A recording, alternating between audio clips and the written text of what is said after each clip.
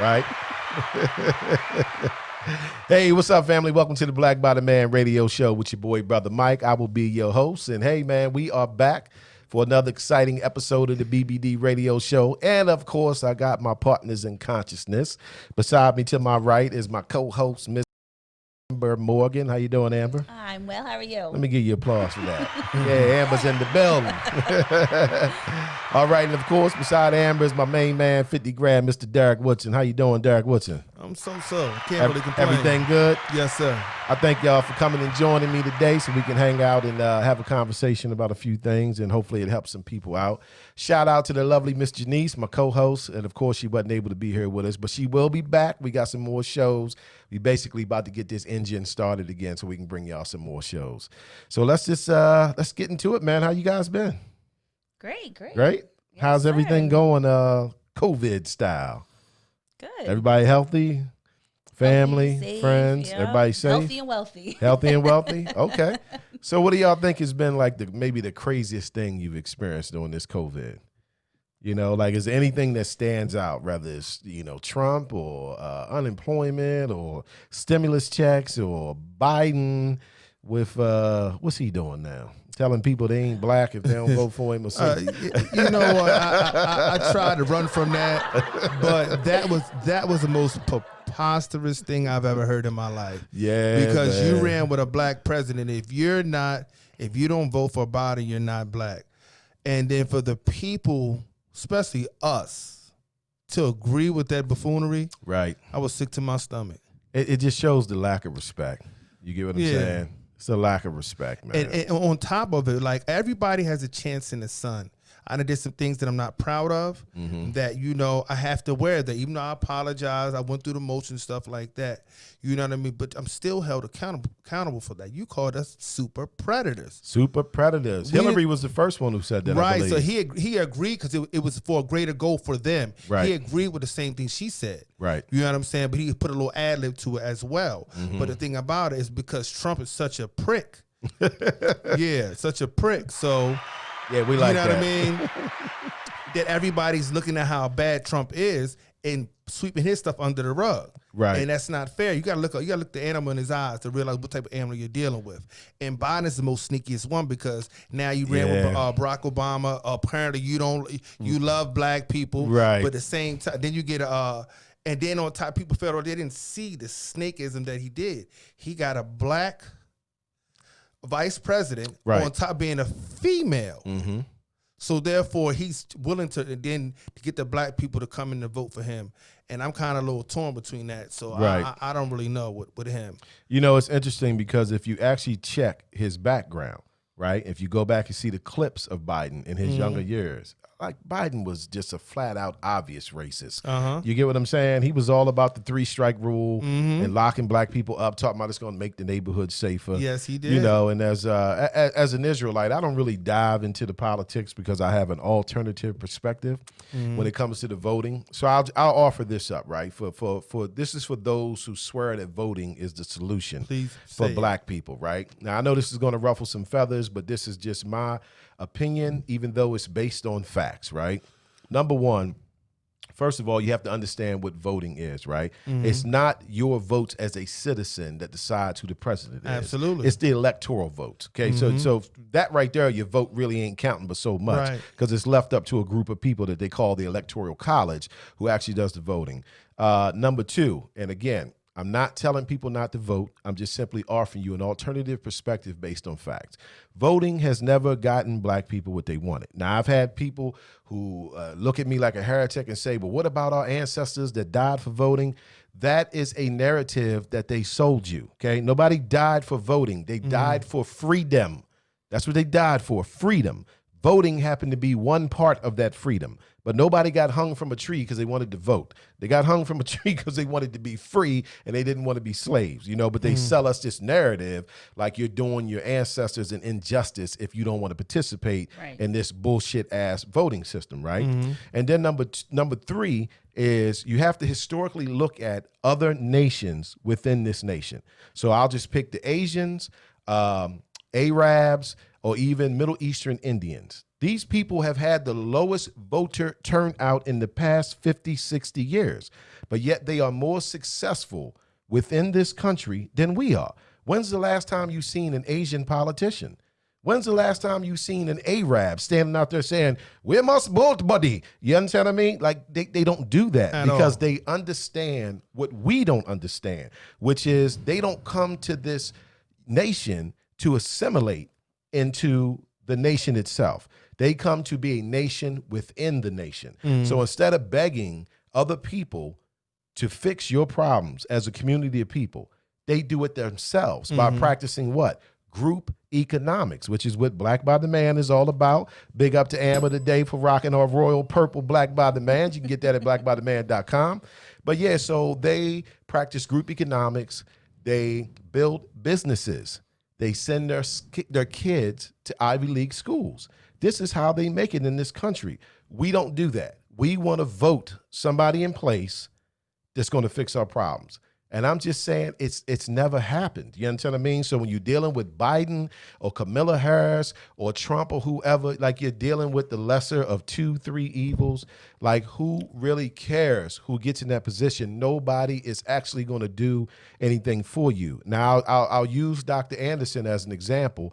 Dr. Anderson speaks on how Black people vote, but then they don't hold people accountable when they don't do what they do. He says, so if you're voting for a particular candidate and Black people are voting for this candidate, and then the candidate gets in there and doesn't do what they're supposed to do, you're supposed to hold them accountable. Right. We don't. We just let them sell us on the next ticket. This time we're going to do it. This time we're going to get it done. So I personally don't believe that voting is the answer. I think the answer is group economics. You understand what I mean? Building businesses, and then making sure our kids get educated. This is how you increase your economic footprint as a nation of people within this nation. But guess what the problem is? Black people don't want to see themselves as a nation of people. We want to see ourselves as a part of this nation.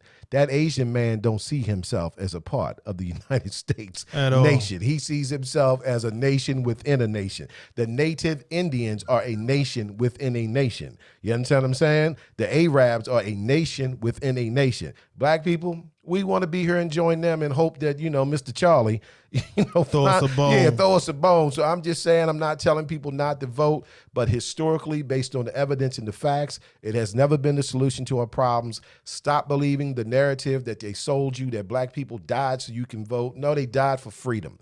Yes, voting was one of those freedoms that they wanted, but they also did not know the game like we know it now. So even when they thought they was dying for freedom and voting was a part of that, they believed that the voting worked.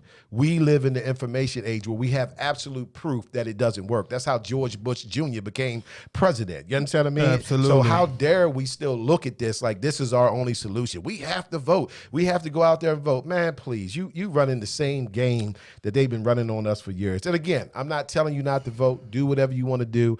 I'm just saying I look at solutions, and that has not provided any solutions. All we do is get somebody else in place who's going to keep on lying to us. You want to change Black communities? You want us to have a bigger economic footprint? Then we have to build businesses, okay? And stop just telling everybody to get a job. You know what I mean? Hello. Like, Asians build businesses, right? Arabs build businesses. Middle Eastern Indians build businesses. We just want jobs, man. We just want somebody instructing us every day and telling us what to do. That can't be. And hoping that the pay's good. And if you check into the history of jobs, especially in the United States of America, your job is actually specifically designed so you can barely make it. Yep. It's specifically designed for that. So it gets a little tiresome to keep seeing us fall for this. You know what I mean? Yep. You gotta vote. You gotta vote. It ain't gonna get better for Black people if you don't vote. Man, are you serious? Like, man, we've been voting for 50, 60 years.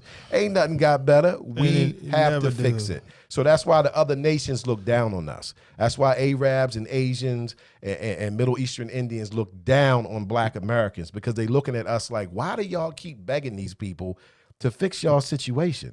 Why don't y'all do it yourself? Keep your money within your community. Practice group economics. That's what Black by the Man is all about, right? Build yourself up. We're trying to get them to build us up. They're never going to do it. It's not in their benefit. I'll tell you the secret. Black people think that there can be equality. That's what everybody says, right? We just want to be treated equal. There's no such thing. It's scales. Their scale is up. Every time our scale goes up, their scale goes down. They understand that. We don't. We think we just gonna rise our scale up to their level and now everything gonna be Gucci.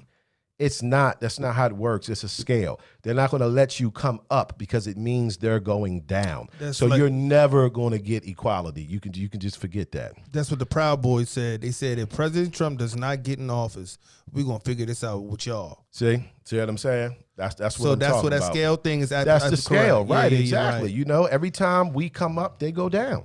And they know that, but we don't know that. We think we can come up and just level off and equal out with them. That's not how it works. So again, you know, I'm not telling you not to vote. I'm just simply saying do the research. Is this necessarily the right answer?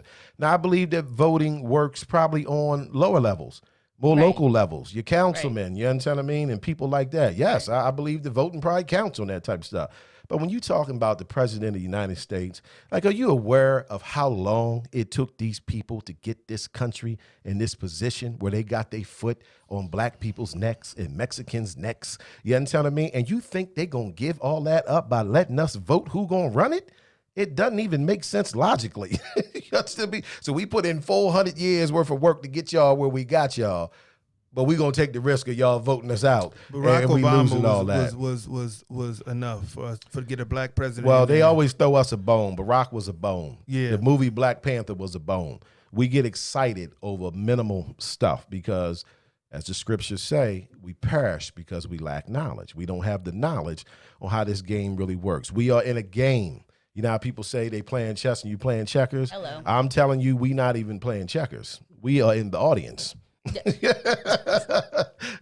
Looking at the checkerboard like seals. Yeah, looking like seals clapping, you know. So it just, you know, I'm sorry, I'm just passionate about our people, you know, doing better and all this hype about you gotta vote. Like, it's coming from people who just historically haven't done any research. I don't give a damn who becomes the president. I never have. Why would I? It never has any effect on me other than something negative. Why would I care who's running this satanic ass racist country? You know, it's just not in our benefit. But I digress. You know, I'm not. Let me stop. I'm getting too heated up here. So anyway, how y'all doing? You sparked Derek at first. Nah. He went in at first. I'm telling you, man, it's sickening to me. You know what I mean? It is. Because you getting big. I got in debates on Facebook like where people. Oh yeah, black people will hate you for saying like, that you don't agree with it. Oh, you're stupid for not voting. But when I give them no, the you're basis, stupid for thinking that it counts. just like he said with Jed and George Bush. Doe won the election, Right. flat out. Right. And then for you to go down there and say that, well, the votes got messed up in Florida, where your brother's the Your governor. brother's the governor. How the irony of that. So then Yeah. people, and I told people back then, I don't do it not because I don't want change for my people, but people fail to realize history repeats itself. We've been going through this for so many years. Year after year, repeating, term and after everybody term. turns around. Just like I like you, Dr. Anderson, when he was on the Breakfast Club, and I'm glad you put me down with him. That's made right. Perfect That's who sense. I learned a lot of this from. He said that the reason why we are in shambles because we wanted to be like them, and we crushed our businesses because why would you want to? You have your own car, right? Why would you give your car up to get mine? Right. Right.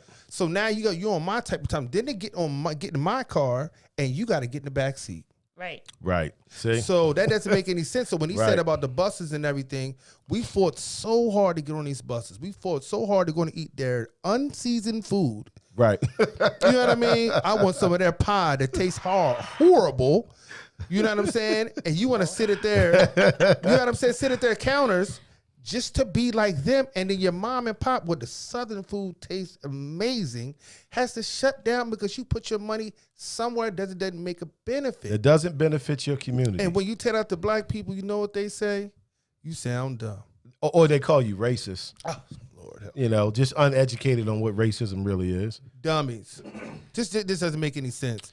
And it breaks my heart to the point where you get passionate about your skin color because in the end of the day, I didn't choose this. Right. It was chosen already from day one. So now Praise the Most High. So I have to embrace that and say, look, I'm not going to be afraid because I'm a man of color. Right. Because this was my destiny in so many words to be a man of color, whether good, bad, or indifferent. I'm not going to allow you to say that I am dumb because I'm speaking facts on something that is killing us. Let's go sit at the table with these white folks. So at the end of the day, soon we finish, we shake hands or whatever the whole time. And I watch people who do this. When I shake your hand and you do like this, I don't rock with you no more. Right. Because I feel as if you can't shake my hand as a man, no matter what the situation may be, and you wipe your hand off. Nah, man, I don't respect that. And that's how they not washing hands after you go to the bathroom. But see, but that was a big, pretty like a metaphor. What I'm saying is that's how the conversation goes when you're in the meetings with them. So you do at the front door. You see that uppity nigga up in here with us? Right. You said he gonna try to talk like us, like he's better than us. I just wish we had the same passion towards group economics, which is the real solution, that we do towards voting. You know what I'm saying? Like, and black people get upset when other black people don't want to vote. That's the problem, and that's why you can't complain about nothing. Yes, I can. I can. So just because I don't want to vote like you vote, that means I can't complain about what's happening? Like, who taught you that? Like Malcolm X said, who taught you to hate yourself? Who taught you that if somebody don't vote, they don't have a right to now complain about what's going on? Voting has never historically did anything for black people. I'm not saying don't vote. I'm just simply saying the facts are the facts. You got to stop living in your emotions. You understand what I mean? And we just, oh man, I mean, just lollipops all day, brother. You know what I'm saying? Like all day suckers. I was going to say, I hope y'all caught that. You know, it's straight lollipops, man. You know, don't want to do no research on what can really help us get where we want to be, but just want to go off the instructions that's been given to you by the people who oppress you. You know, so they looking at you saying, yeah, you know, your people need to get out there and vote more. That's what I be trying to tell them. Man, get out of here with that nonsense. We need to build businesses. That's how you build your community. Send your kids off to school. You understand what I mean? Get them educated, whether it's a formal education or an education from the Black by the Man radio show, and brothers like Brother Mike and Brother Derek and Sister Amber Morgan here. You understand what I mean? Instead of listening to this rhetoric that has not proven to benefit anybody. And everybody's pumped up about Kamala Harris. What, she holds like the record in California for locking black people up, and all y'all pumped up and loving it. She is not on your team. I'm going to say it again. She is not on your team. I don't care how much you love her and all that. She ain't on your Same team. thing with Trump's secretary, though. With, oh, gosh. Now done left my mind. With, on the one show, way back in the day when he had his show. The Apprentice? Yes. His right hand, yeah. The one, the Omarosa? yeah. Omarosa. I wonder. Oh, everybody has one. I'm just saying, everybody has one. I'm just saying. Right. Just saying. Yeah, it's ridiculous, man. I just wish we would do some research and find out what the real solution is instead of letting people tell you what the solution is. It's not. It's not even. It's not even what you just said. I'm guaranteeing you right now. You said it's your opinion, but on facts. Yeah. You know, but the first thing they heard was opinion. Oh, you don't know what he's talking about. Right. They didn't understand what you meant by it. It's opinion on a fact. That's right. You're talking about a fact in your own words. That's right. My opinion is that these facts are the solution. Exactly. But see, the problem with black people, again, Right. is that they decipher what they want to hear. Yeah. So instead of understanding that if a person comes to you and offers his hand, you're in a ditch, I offer you my hand. Don't ask me a question about how you getting out. Grab my hand. Right. Oh, praise Jesus. But they don't want to do that. They want to ask, who you know? Who's this? Who's that? Right. Grab my hand. Right. It's just simple mathematics, and they don't want to do that. And then they sit there, like, you know me on the book. You know, I came here a couple times, like, man, look, they attacked me on the book today. Right, yeah. And you'll tell me, and I'm thinking going back, like, why are they doing this? You're like, it ain't about why. But this is a problem because of their ignorance. A person, Right. And Facebook's filled with that. and a person just makes me sick to my stomach when you're arguing me about a solution. Yeah. And, you know, I don't do it on Facebook because I know that most of them are very ignorant. They ain't researched nothing, and you just arguing with your opinion. I'll go back to Sister Shazarat Ali. She wrote the book, The Black Man's Guide to Understanding the Black Woman. It's a very good book to get. But you can find videos of where she's saying one of the problems with the black community is anything that we don't like, we don't believe in it.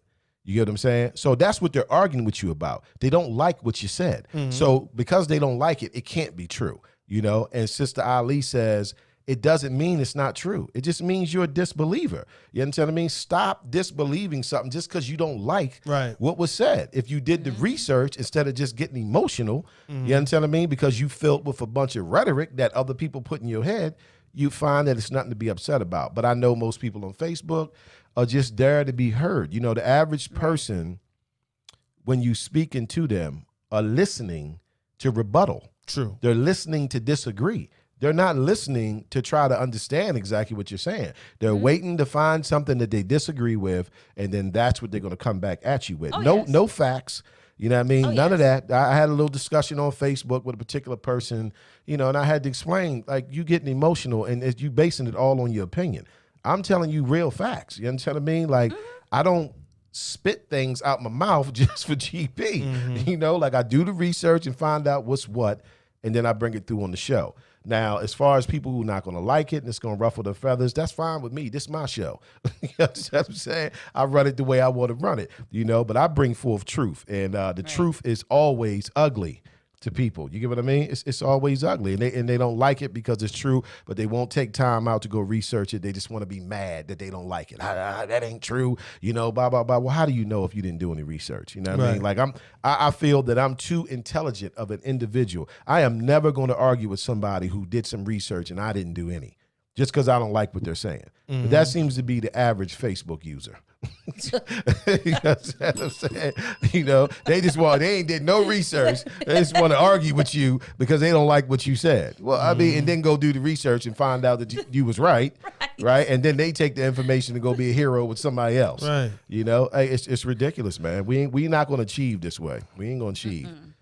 Look like we doing a whole nother show here. Right, that's what I was thinking. I was like, because it's like it's just the sad thing about it is that, you know, when you're used to living a certain lifestyle and your eyes open up to a different world, and you experience it differently and you learn things, you're supposed to give that knowledge you learn. Right. And then when you go ahead, baby, you ain't said nothing. No, amen. I was agreeing. I was like, amen, yes. Oh, because at the end of the day, it's like this. I get upset when people, and because I listen to this brother and he talks to me a lot about certain things I do good as well as wrong. It ain't no huggy here, nah, boy, that was something dumb you did. Right. You know what I mean? I respect it because it was something dumb that I did. That's what's up. But I get upset when that's how people, we grow. That's how people, they get out there and they just say, and you're trying to help them. I just want to help you. Right. Because the same hand you giving me, I want to extend it to the right. You know what I'm saying? Right. So why not? You like each one teach one. Right, Derek. This is what you need to do. Blah blah blah blah blah.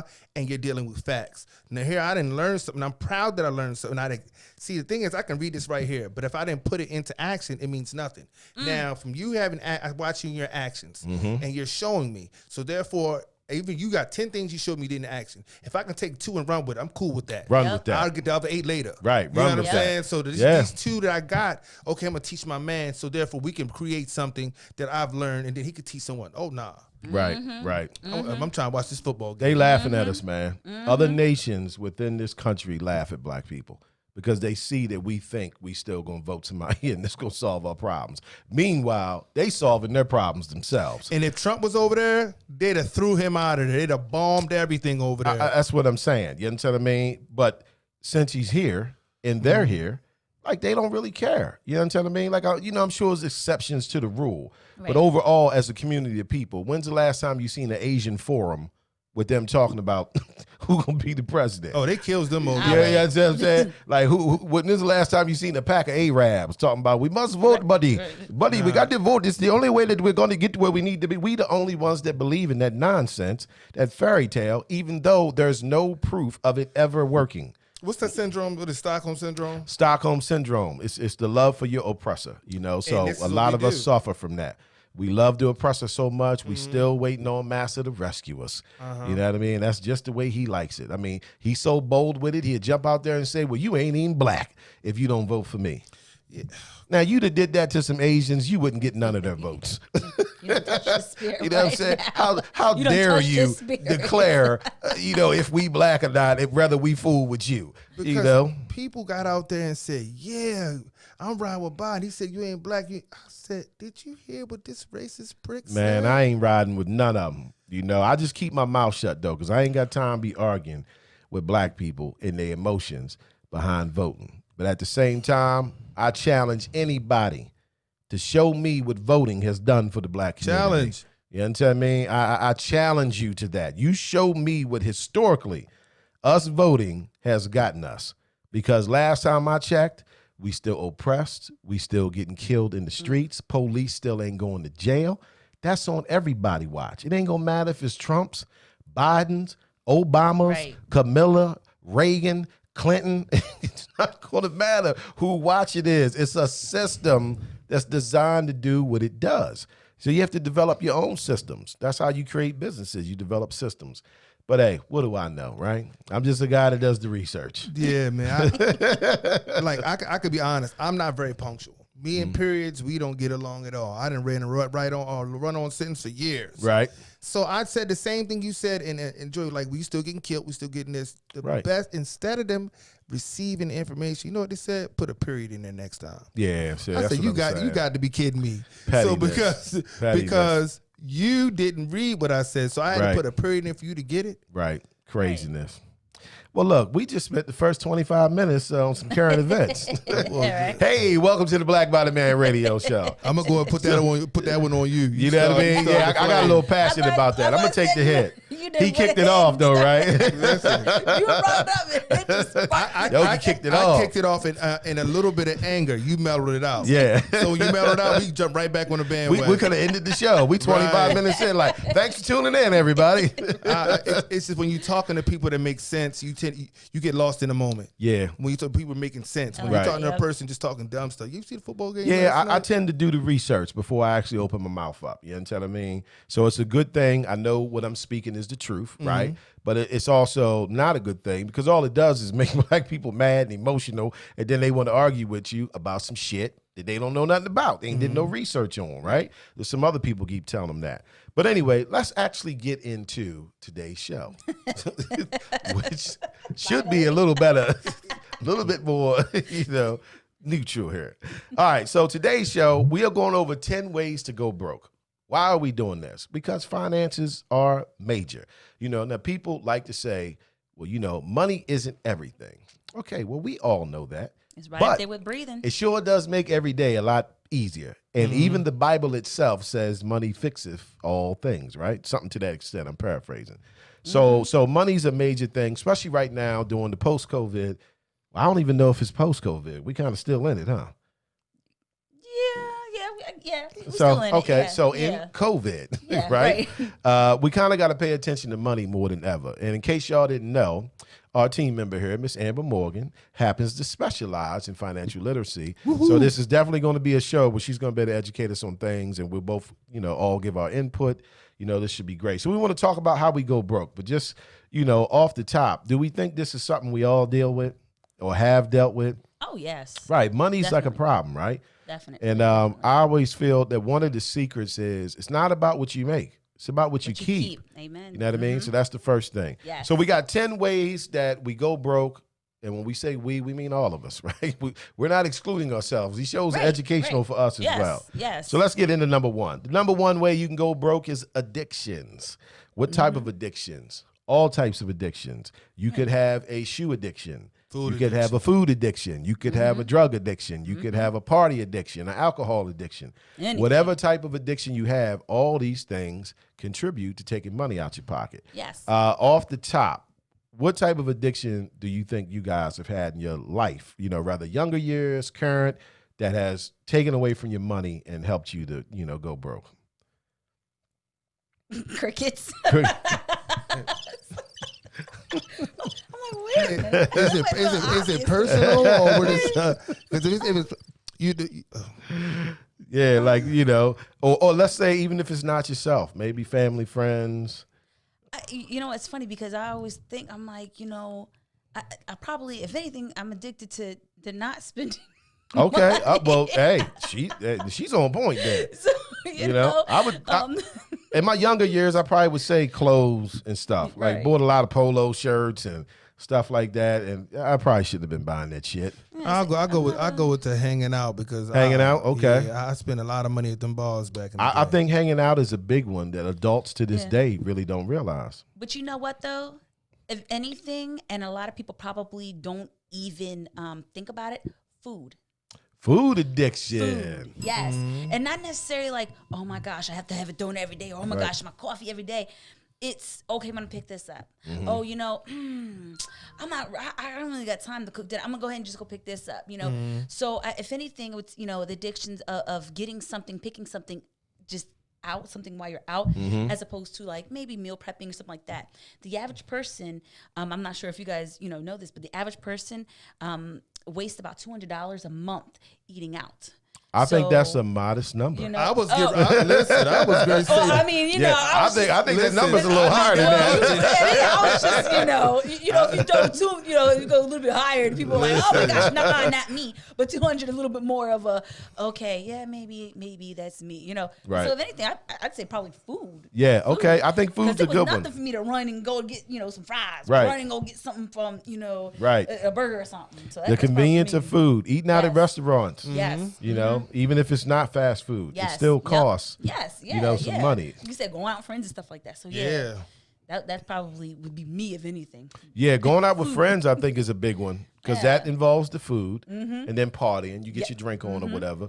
And the way I explain it is like every time people get you to do that, they're digging in your pockets. Now, they're digging in their pockets as well. But what I'm saying is if you become the type of person where everybody knows you'll go, if they ask you, they'll be asking you every weekend. Like, yo, come on, meet us here Saturday. You know what I mean? Wednesday night is ladies' night. You know, Thursday is Thirsty Thursdays. You know, Friday because it's Friday. Right? You know what I'm saying? Like, you done went out 3 days this week. Like, bro, I just spent $191. So, you know, that's definitely a big one. But any type of addiction because Yes. what other type of addictions are there out there? I think smoking is one of the biggest ones. Ooh, yeah. I think honestly, Yeah. smoking, and I mean, I'm not even go off the grid here. I'm just gonna say, you know, nicotine. Right? Okay. I'm going to say both. Tobacco and weed. Chronic has its And way. crack. I'm just saying. And meth. Yeah, right. Look, also, the smoking nicotine is the one you see more of. It almost said she sounded like she said nicotine. Right. Smoking them nicotine cigarettes. Right. Because crack don't pay. Listen. Crack to take all your money away. What? Yeah. In one Friday, you got paid $673. You wake up Saturday, you got $3 and change. Because you got to flatten that money out. I don't want, I said, I don't want, let me get out of here. Cigarettes is a big one, though, right?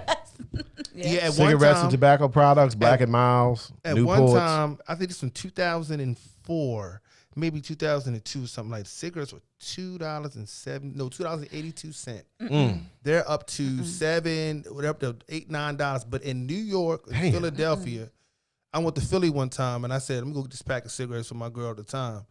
And I got smart with the lady. She said $10. I said, I know you lying. No, I said, listen, I'm not paying no $10. I forgot I was in Philly because when she said that, I said, $10? That's a lot of money for Flat poison. rate. Damn, you got to pay that much money to kill yourself today? Jeez. Because cigarettes is not good.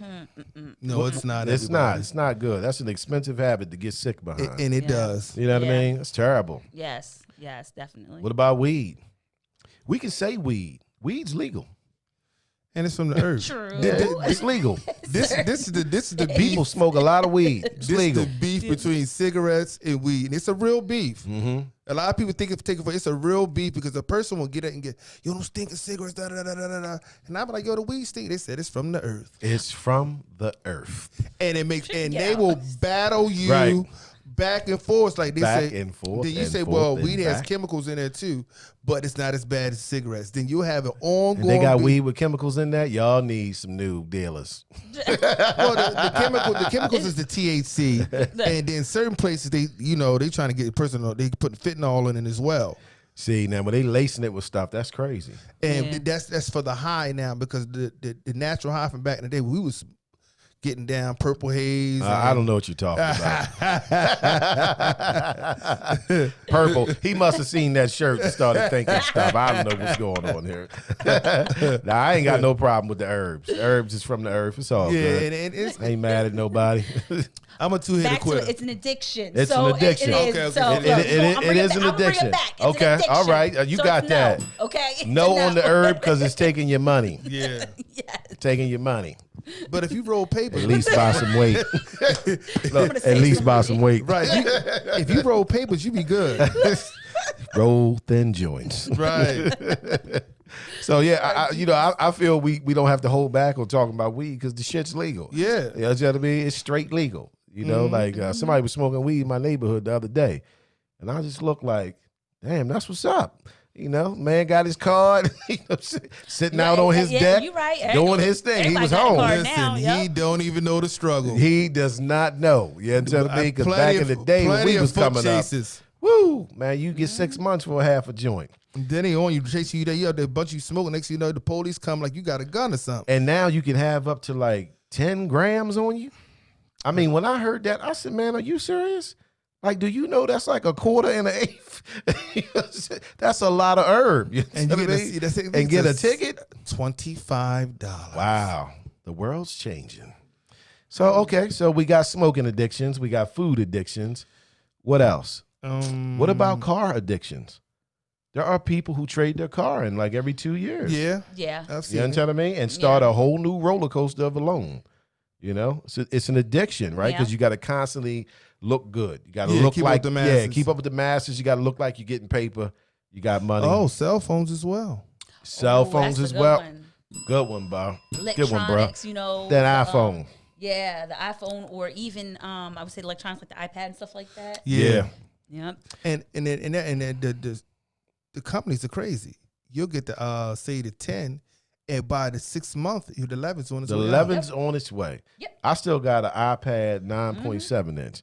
That sucker been paid for about 3 years. They keep saying, you want to trade it in? I said, for what? Oh, right. It works. I'm just waiting on the next update. Right. Yeah. You know what I mean? Like, man, I paid $1,100 for that thing. And they talking about, we'll give you $100 for it. Yeah, no. I said, this is insulting. Of course it Yeah, that's is. all they give you is $100. Yeah, iPad or computer. Yeah. You know, if you're a laptop, you know, depending on, you know, Wow. Yeah, they don't give you what nothing your for 'em. vice is. Pay you know, $1,100. They'd be like, we give you $100 on the trade. Mm-hmm. Like, nah, I think I'll just keep this. Yeah. Right. it's a no for I'll me, keep boss. this. Yep. What other addictions can we mention? Take away from your money. Clothes. Clothes. Yeah, Yeah, I did you mention said, clothes. Yeah, clothes is a big one. We all think we cute. Sneakers. The sneakers tie in the clothes, or Yeah, I think so. Apparel. Yeah. You know what I mean? yeah, Yeah. okay. Yeah. okay. Yeah, I think That so. pretty much sums it up, I think. Does that sum it up? I Yeah. think so, All right, let's move on to number Or, 2. Not unless I'm gonna open a can of words. What? A can of worms. Education. Education, addiction to education. Or not necessarily education.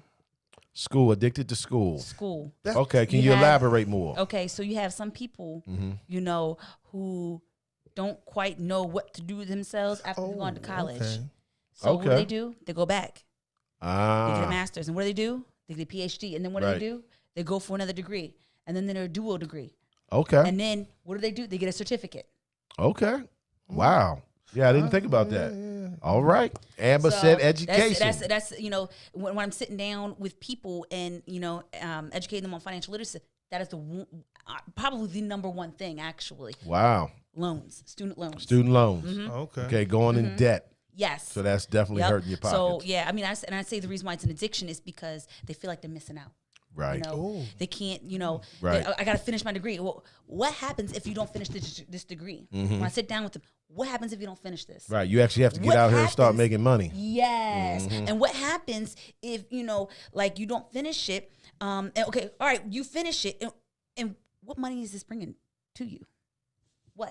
True. You know, so that's why I say addictions for as far as not education, but school. Period. Because you're paying The schooling, got you. scrupulous amount Yeah. of money Okay. for that. Okay. So, yeah. That's a new one for me. There you go. But I see it. I see So, what you're saying. Yeah. You know, you come out real smart, but in debt, huh? Hello. All right, let's move on to number 2. 10 ways you can go broke. Bragging. I'm at a stump on this one. Bragging. How does bragging make you go broke? When you bragging about that new car and you have to go get it, Yeah, did somebody come back and get it? just I've known someone. Uh, I've known someone. I'm trying to think how, you know, that would, I guess because if you talk too much, Yeah. you give people the chance to Call your bluff. Yeah, Yeah. call your bluff, right? Bring some negativity into your world, that Right. negative energy. You know what I mean? Or how about this? If you brag a lot about having money, it make people come to you for money. Yeah, Yeah. because you're bragging and then you're spending money on others because they think that you have money, but you really don't. Oh, there you know, go. So there you that's go. probably where the bragging Yeah, will come there in. you You know what I go. mean? Yeah. But you have to show. Oh no, I got you. I got Right, you. right. And meanwhile, your card's getting declined. Just saying. Why you are we know? like that? Like, why within our community we like to look like we got it going on, knowing we might be dealing with some struggles? Right. I think it's more dealing with self, because a lot of people need that attention. Okay. There you So go. in order for them to get that attention, I gotta bring you in. So therefore, yo, I mean, I got made I made $1,500 a day. You know what I mean? First thing, They definitely talk like I'm that. about to go out tonight, so of course you made $1,500. Like you went to the casino, made $1,500. Right. I'm about to go to the bar. Oh, me too. Right. Oh, I got you. I'm coming with you. I got y'all tonight. Say no more. Get what you want, man. Right. I need that steak Big, over there. big bank Willie You know what I gang. mean? What liquor Big we drinking bank. tonight? Go and get that Cavassi over there. Say no more. Say no more, brother. Okay. Don't tell me twice. End of the night, he got a $200 tab, and I'm full drunk and ready to go home. Okay. I can buy that. Yep. So that bragging. Yep. That bragging. Okay. What else with bragging? Listen, until y'all stump me on, that's all y'all stump see, me on that one. I was gonna say bragging. I mean, bragging. I think is just in general. I mean, there's different things that you can't brag on, but I think the main thing is just lifestyle. You know. And look, and with the bragging, right? How about this? Everything isn't always bragging, but a lot of black people take anything you say good as being you bragging. You know, so say you do get, you know, that new car, new house or whatever, right? Right. And then somebody like, man, you know, I really like your car, man. You know what I mean? Like, that's really, really nice. And you like, yeah, I appreciate it, bro. Like, bro, I saved up for 4 years. I worked, you know, triple overtime to get this. Now they looking like, see, there he go bragging about what he got. Like, that's crazy. To me, that's not bragging. You just kind of telling Yeah. your story. You're right. Yeah. You know what I mean? Yeah. Of how Yeah. you got there. But they really don't want to hear that. You know, Right. they want You're you to right. be just humble about it. Whatever they decide is humble, you know. Right. But see, that's coming from a person who has intellect. That's coming from you saying how you got it. Mm-hmm. But there's also some jerks out there who be like, yo, you don't ain't nothing. Right. 10,000. Right. Ain't even nothing. You Yeah, know what I that's a mean? little different. Next thing, 6 months later, he pop out, got a new joint. Like, yeah, dad, it seems, oh, you know, listen, I got that in the car, got that in the crib. You know what I'm saying? That's that bragging. Right, And then you okay. see a person like that, okay, big money. Mm-hmm. That's definitely not street knowledge, because, you know, streets, you brag about it, that just make people come get it. Right. We'll Right. be over tonight. Right. We'll come get it. Man, what happened to your eye? Man, went out last, ain't go my way. Bragging. Ain't go my way. We didn't see eye to eye on it. That's the one thing you don't want to explain. When you put We your didn't head see eye to down, eye. put your head down, man, it didn't go my way. It ain't go my way, brother. All right, so let's go on to number 3. Number 3, 10 ways to go broke. Too much debt. So now that would probably go in what you were saying with the education. Yeah. Too much debt. Too much debt. Because they are, I'll tell you some of the secrets, right, with this nation when it comes to black people. They are very willing to give us debt behind school, cars, even a house, not a business. See how that works? See, you can get your credit up and you can go get you a house for $250,000. Get your credit up and say you want a loan for $250,000. It ain't gonna work. Right. You understand what I mean? They're willing to give you debt that's bad debt. You get what I'm saying? And they also don't explain the difference in the debt as well. Right. You know, because you spend you spend money on the house and the car that go into debt for that. But what is it bringing you? Whereas, you know, a business, you go into debt for that. That's Right. going to bring you in. It's going to bring you, it's an know what I asset. mean? You're building an Right. asset. Right. You Right, know, right. now I know that that what they tell us is that your home is your biggest asset. Okay, that's what they tell us, right? But again, I'm going to offer a different perspective on this, right? Your home is an asset. It's not your asset. Let me explain. Yep. Assets and liabilities. Assets, short version, add to your income. Liabilities take away from your income. Right. So they tell us your home is your biggest asset. They're lying to you. Your home is actually your liability, right? They will let you use it as an asset to get more credit, line of credit, cars, boats, or whatever, right? But it's really a liability because when it goes down on your balance sheet, Right. your income statement, it goes down as a liability because it takes away from your income. Right. You have to pay a mortgage every month. When it goes down on the bank's income statement, it goes down as an asset because you're giving them money There you every go. month. So they're making money off of you. So they're lying to us about your home being your biggest asset. Right. It is not. It's an asset. It's not your asset. It's an asset for the bank.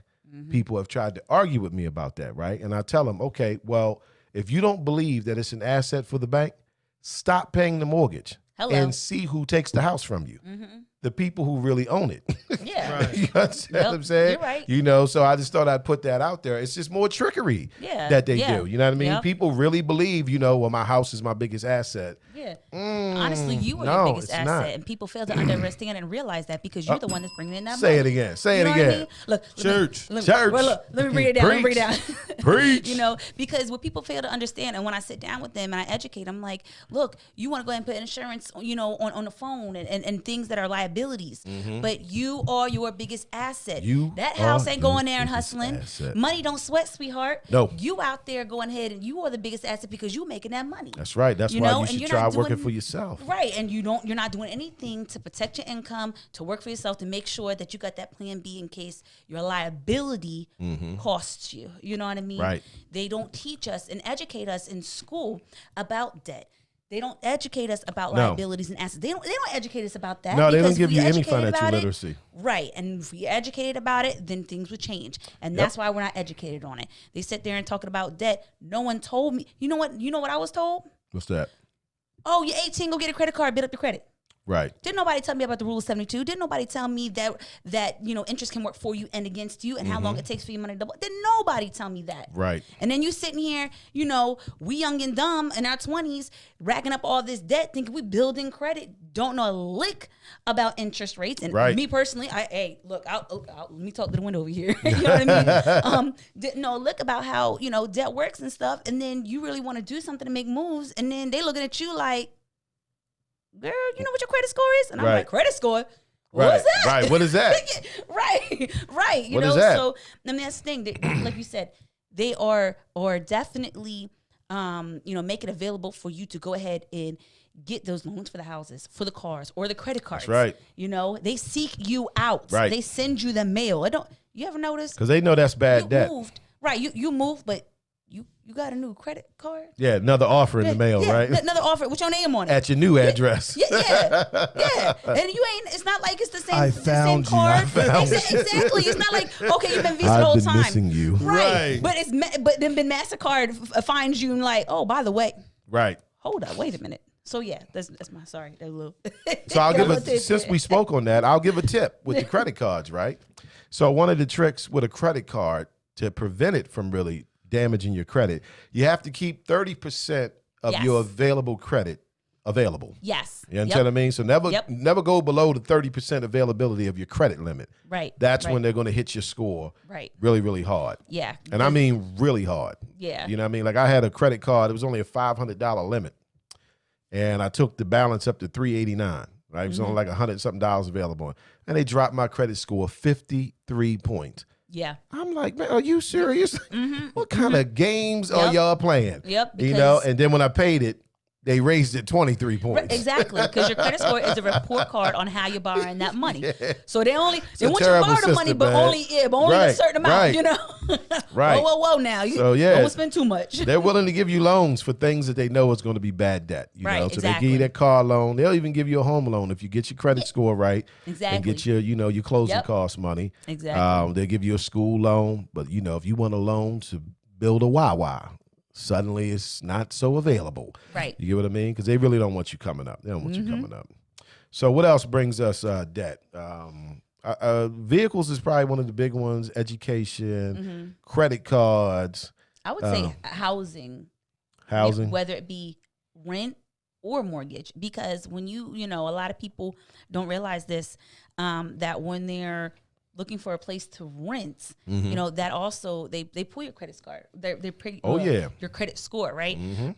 But a lot of times they don't think about, oh, okay, I can afford this, but they don't think about how much it would be if they raise the rent. People don't think about the rent being raised after Right. they've been there for a little Every bit. year or something like that. Yeah, Every right, year. yes, Every yep. year, So every if opportunity you- they get. Right. If you're already living, kind of stretching your budget, and the next year rolls around, you're like, oh man. So there you go. You fall a month behind, or you fall 2, and then you're like, okay, you know what? Let me go get another place to rent, Right. and then you fall behind there. Right. It's just you know, like so- Martin said, I'm not paying the $5. Right.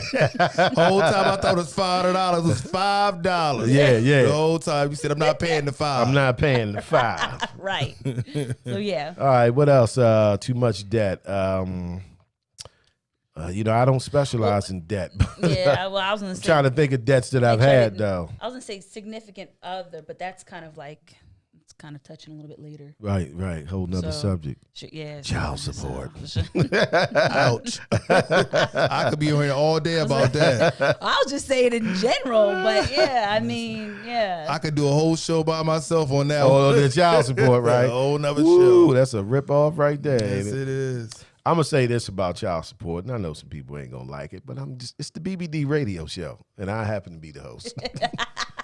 I don't agree with child support at all. I think it is necessary for certain people. I think there are some men that just ain't gonna do right, and the sister's gonna be forced to do that. Mm-hmm. But overall, I mean, I look at things from a logical perspective. Like, shame on you for being two adults, two black adults, right? And y'all can't figure out how to work this out with the child. So you got to go to white people and say, we're two adult black people, but we don't know how to figure out how to deal with our child. Can you tell us how much he should pay every month and how much he should get? Like, that shit's ridiculous, man. Like, sit down and be adults about it and work it out. And I know that's easier said than done, Right. because you got men that don't act right and you got sisters that don't act right. But at the end of the day, think about really how embarrassing that is. You have to go to another nation of people and say, we can't figure out how to take care of our child. It's crazy to me. This is the kicker, and this is going to open your eyes to this. It takes, and I'm looking at y'all out there, it takes 9 months to have a child. Right. So from the first time the sexual intercourse happens, 9 months, right? All this time, there's no beef, there's no violence. If he's How about that? If he's in and out right then and there, you know you're not gonna get no money. Right. So once the baby is born, now all of a sudden you're reaching your hand out to someone else to make this person pay for it. Right. It is a choice to have children. It is a choice to protect yourself with the right things, whether it's condoms, whether you want to pull out or what do you want to do. It's a choice. I don't think it becomes not a choice for the man after the baby is born, because either you're bitter, the relationship didn't go the way you wanted it to go, or that person has moved on to a different place where it's better for him or her mentally because they can't deal with you. And that's when the problem comes into play with child support, because now it's the checkers game. It's no longer chess. Chess is not even in there, because you can't make a strategic move because you got your back against the wall. So they got to play the kids game like them, Right. and try to get a king me in there somewhere down You the know, road. Dr. Umar Johnson, and I know people feel a certain way about him with trying to build the school and all that, but it doesn't take away from the fact that the brother's got PhDs in psychology and child psychology, to be specific. So he said something on that one time, right? And I thought it was very interesting. So this is what he said. He said, within the black community, he said, black women choose when they want to have children. They don't ask that man if he's ready to have kids. You understand what I mean? They pick and choose when they're going to have children. So he's like, so you're having children with someone who wasn't ready to have children. You're forcing them to become a father because you had that power to do that. Whether she just didn't tell him that she was ovulating, or she lied about being on birth control, or whatever. He said, but here's the catch. Black men control who they marry. And if you are the woman who had children with him against his will, I promise you, you will not be who he marries, because you have psychologically violated his trust for you. Whether he's being a good dad or not, you cannot force people into doing something they don't want to do. And he was saying that that's why within the black community, a lot of these black men don't stay with that female. They never wanted to have children, at least not at that point. It was put upon them because she holds that power. But he holds the power on who he marries, and he never marries that one. Deep. It was deep. It's not my words. You understand me? That's coming from a PhD psychologist and, you know what I mean, child psychology, and, you know, in the black community. It was very, very deep, because when I thought about it, I'm just like thinking of different people all throughout my life. Right. You know what I mean? I'm just like, wow, I mean, he might be on to Yeah, something because with you can that. say no. Like, she gets pregnant. Oh, listen, I don't feel I'm a good fit for this. Well, I'm having a baby anyway. Right. I explained to you that I'm in a situation where I can't having sex doesn't require money unless Right. you're paying for a prostitute. Right. Now, who I feel sorry for is black women who deal with a black man who want them to have a baby. Because that happens too. You know what I mean? Where they like, I want to have a baby with you. You know what I mean? This, that, and the third. She might not have been ready. And then they had the baby, and then he don't step up to the plate and do what he's supposed to do. And then she like, I ain't even want to have a child yet. You know what I mean? But it's I here. did it for him. You know what I Right, mean? like But it's a game. right. But overall, he said that's what happens within the black community. He said she has the power to choose when she's going to have a child, but he has the power to choose who he stays with and who he marries. Well said. And the psychological damage that's been put upon him broke the trust factor between the two of them, whether he knows it voluntarily or involuntarily, consciously or subconsciously, and that he never stays with that particular female. True. That's deep, right? Yes, it It's is. very deep. So again, not my words. Don't shoot the messenger. That's Dr. Umar Johnson. I don't know. But anyway, let's move on. Number 4, 10 ways to go broke. No dreams and goals. That's good. Now, tell me about your experience in financial literacy when you talk to people. Right. Do they have dreams and goals, or is it all just new to them when you're talking to them? Right. So it's sad because a lot of times that the more that, I interact with people and the more that, I'm out here, speaking with them, sitting down, elbow to elbow, kitchen table type thing. I've noticed the ones that are more in debt are the ones that don't have the dreams and the goal. And it's because if you don't have dreams and goals, what do you need money for? What are you saving up for? What are you know what I mean? What are you going to? What are you running to? You're not running to anything. So why have something? You know what I mean? That's interesting. So it's funny that that's brought up because I'm like, you know what? That is true because whenever I ask somebody, I'm like, okay, very first step, the basics of the basics. I'm like, okay, write down everything that's going out of your house. Write down everything you have to pay, right? The one thing that is hardly ever on that list is themselves. You're not paying yourself. You're not putting away for yourself. You don't put that on that list. Right. And I'm like, okay, so how much you put in your emergency account? Crickets. Oh, okay. Right. I'm like, okay. I'm like, okay. What that's emergency cool. That's cool. account, right? Right. Oh, okay. So how much you putting away for your retirement? More crickets. I Right. got you. Right. Exactly. I'm like, okay. What about a savings? Because I'm telling you, savings is different from an emergency account. Yep. Okay, a savings is different from an emergency account because a savings is not where you have your money grow. All right, and that's another Definitely not going to time grow and in day. there. Right, exactly. Just because quick spiel, usually I don't care if it's the best bank in the world, they usually give you 0.0 nothing. All Yep. right, check it out. Check all right, it out. The interest rate of how much they're return they're giving you. Very true. All right, but so I say, okay, so how much are they giving you on your? How much you putting in your savings? Okay, and I'm like, you're not on this list. But everybody else got their handout, and you giving everybody else your Right. money, right? You giving everybody else your money. Are you not important? Right. You Did the I one not- earning it. Right. Did I not mention earlier you are your biggest asset? I mean, your your biggest asset. Yeah, You yeah. got it. I was thinking liability. I was like, no, you're not liability. I was No. like, yeah, no, your biggest asset. So why are you not? Well, you know what? Putting money Actually, for you are a liability if you keep What? spending it. You're right. Let's look. So you was right on both of them. Right. You know what I mean? But yeah, so that's the thing on the head. If you have no dreams and you have no goals, you have nothing that you are going towards, for that house, for that, I'm just gonna go ahead and get a loan. I hate them. I don't You want know what no I mean? So loans. that's funny. That's where you're that's where you're spending. That's why you have that debt. That is one of the ways to go broke. No goals Not and having dreams. any vision, don't have no dreams, no goals or anything like that. So we should at least have a dream of not being in debt, right? That could be your Right. dream. Yes. To not be in debt. Yes. And honestly, that's funny because that is one of my things because I didn't understand and realize how the money worked.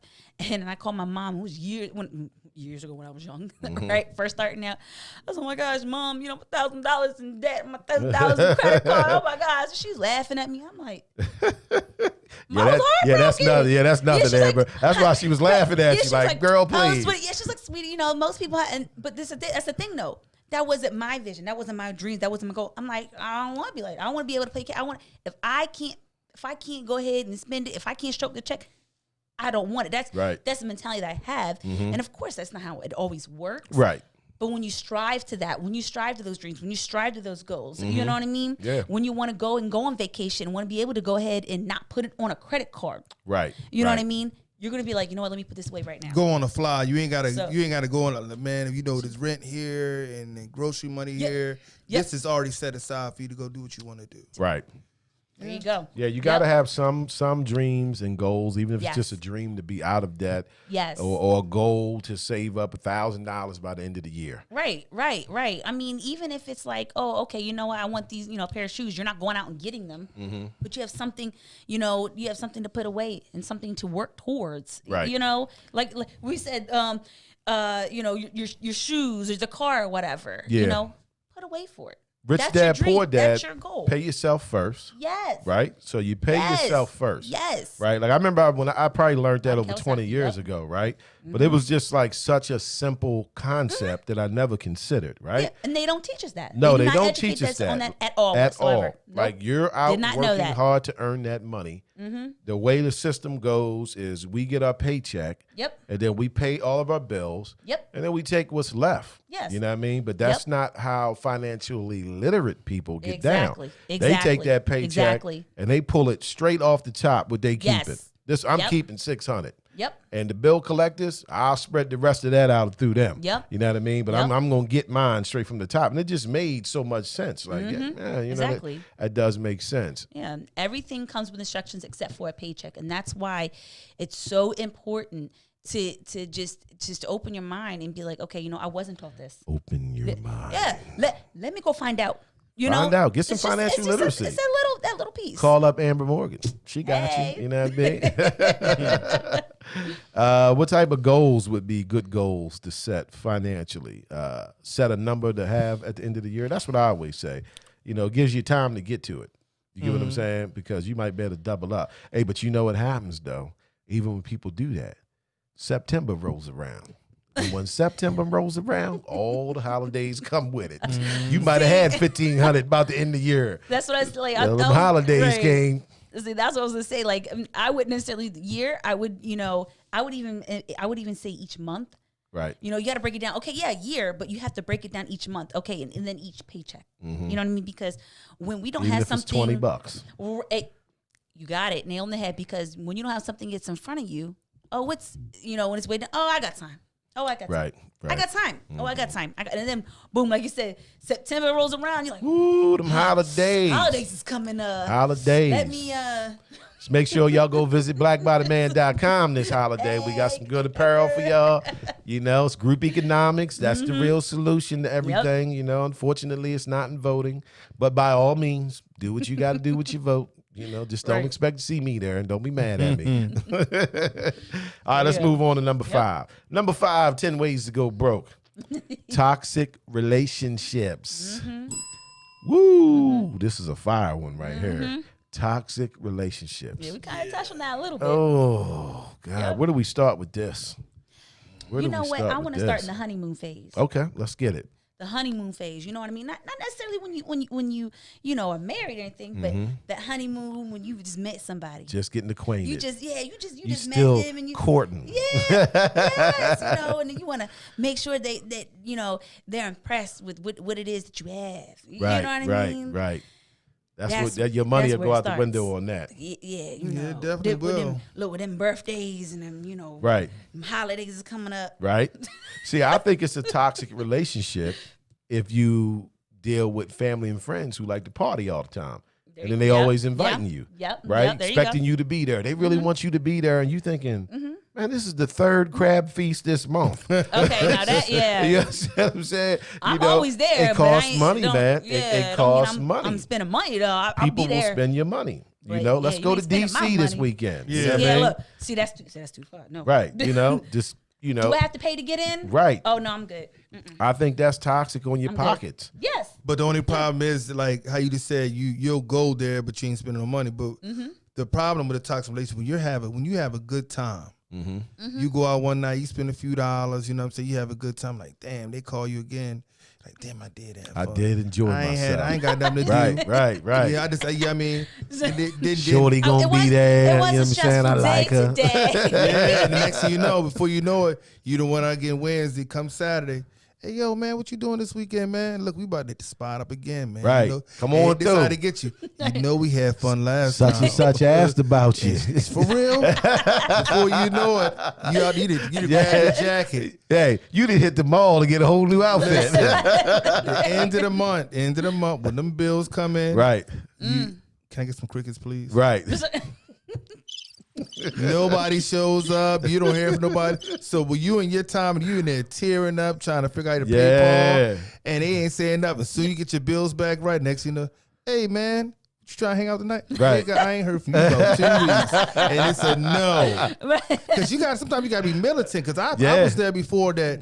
Like, I'm gonna give you an example. I just moved into my place and I literally put everything I had with it, like what little money I had, and it was a party that weekend. Right. And I'm telling this individual person, like, look, man, you know, I'm pretty much like broke. The rest Tapped of this out. money's going into my refrigerator. Mm-hmm. But you promised, da. I said, I did promise. So I go out, bought me a nice little outfit, threw my little outfit on, I go out.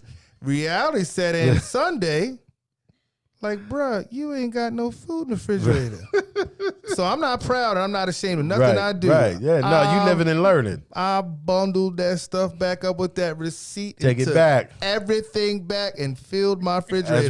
That's right. But it was a lesson that how you can go broke trying to hang with the people. Trying to hang. Toxic relationships. Yep. Trying to hang. Exactly. Yep. What about toxic relationships where one person's a saver and the other person's a spender? There you go. You know, that is a problem. But the sad thing about it is the person who's a spender has amnesia all the time. Oh, yeah. Oh, no, I didn't spend that. I don't know what you're talking about. They don't realize how much they spend. Because they don't look at, because the man is Gentle Joe, and he'll get out there, oh, you just a couple $, you know, we go get some need, it ain't nothing. But when you realize you went 5 times this week. And it ain't, listen. That's that $200 Amber was talking about. I'm not gonna shoot your age out. You never said a woman's age. Me and this brother, we over 40. Right, that's right. Back in the day, eating stuff like that, you go to a restaurant, you spend about $60. Yeah, easy. Right now, and I tip well. And like right now, I told the waitress, you better don't drink and drive. Like, I done spent this money. So that's your tip, You better know don't it. Don't drink and drive. That's your tip. Because when I came back in my early days, you know, when I used to take my ladies out or whatever, I would take $200. I'm not spending $200. But I never like to feel like I had to limit myself. Oh, you can't get this, you can't get this, you can't get that. So I would get them I probably spend, like, I'm not a seafood eater, so a lot of my stuff, I'm a steak and potato guy. Right. So I know my meal's $30, $35. Right. You with the shrimps and all that other stuff, your bill's high. Right. So now I got to pay the bill. So I bill like $120, something like that. And the waiter talking about it, she come up talking about, here you go. I'm like, well, here's this $120. Right. How you doing today, sir? I'm doing fine. And they looking for the tip. I'm like, okay. Should I walk off now? Here's the tip. Get a different job. Should I walk off now? But as I've grown, I understand that little bit, that $5, $10, $15, $20 that you leave at the table. Right. You know what I mean? That pays their bills. Sure. Yeah, right. Yeah, I believe in tipping good, but I only believe in tipping good if the service is good. There you go. Right. Yep.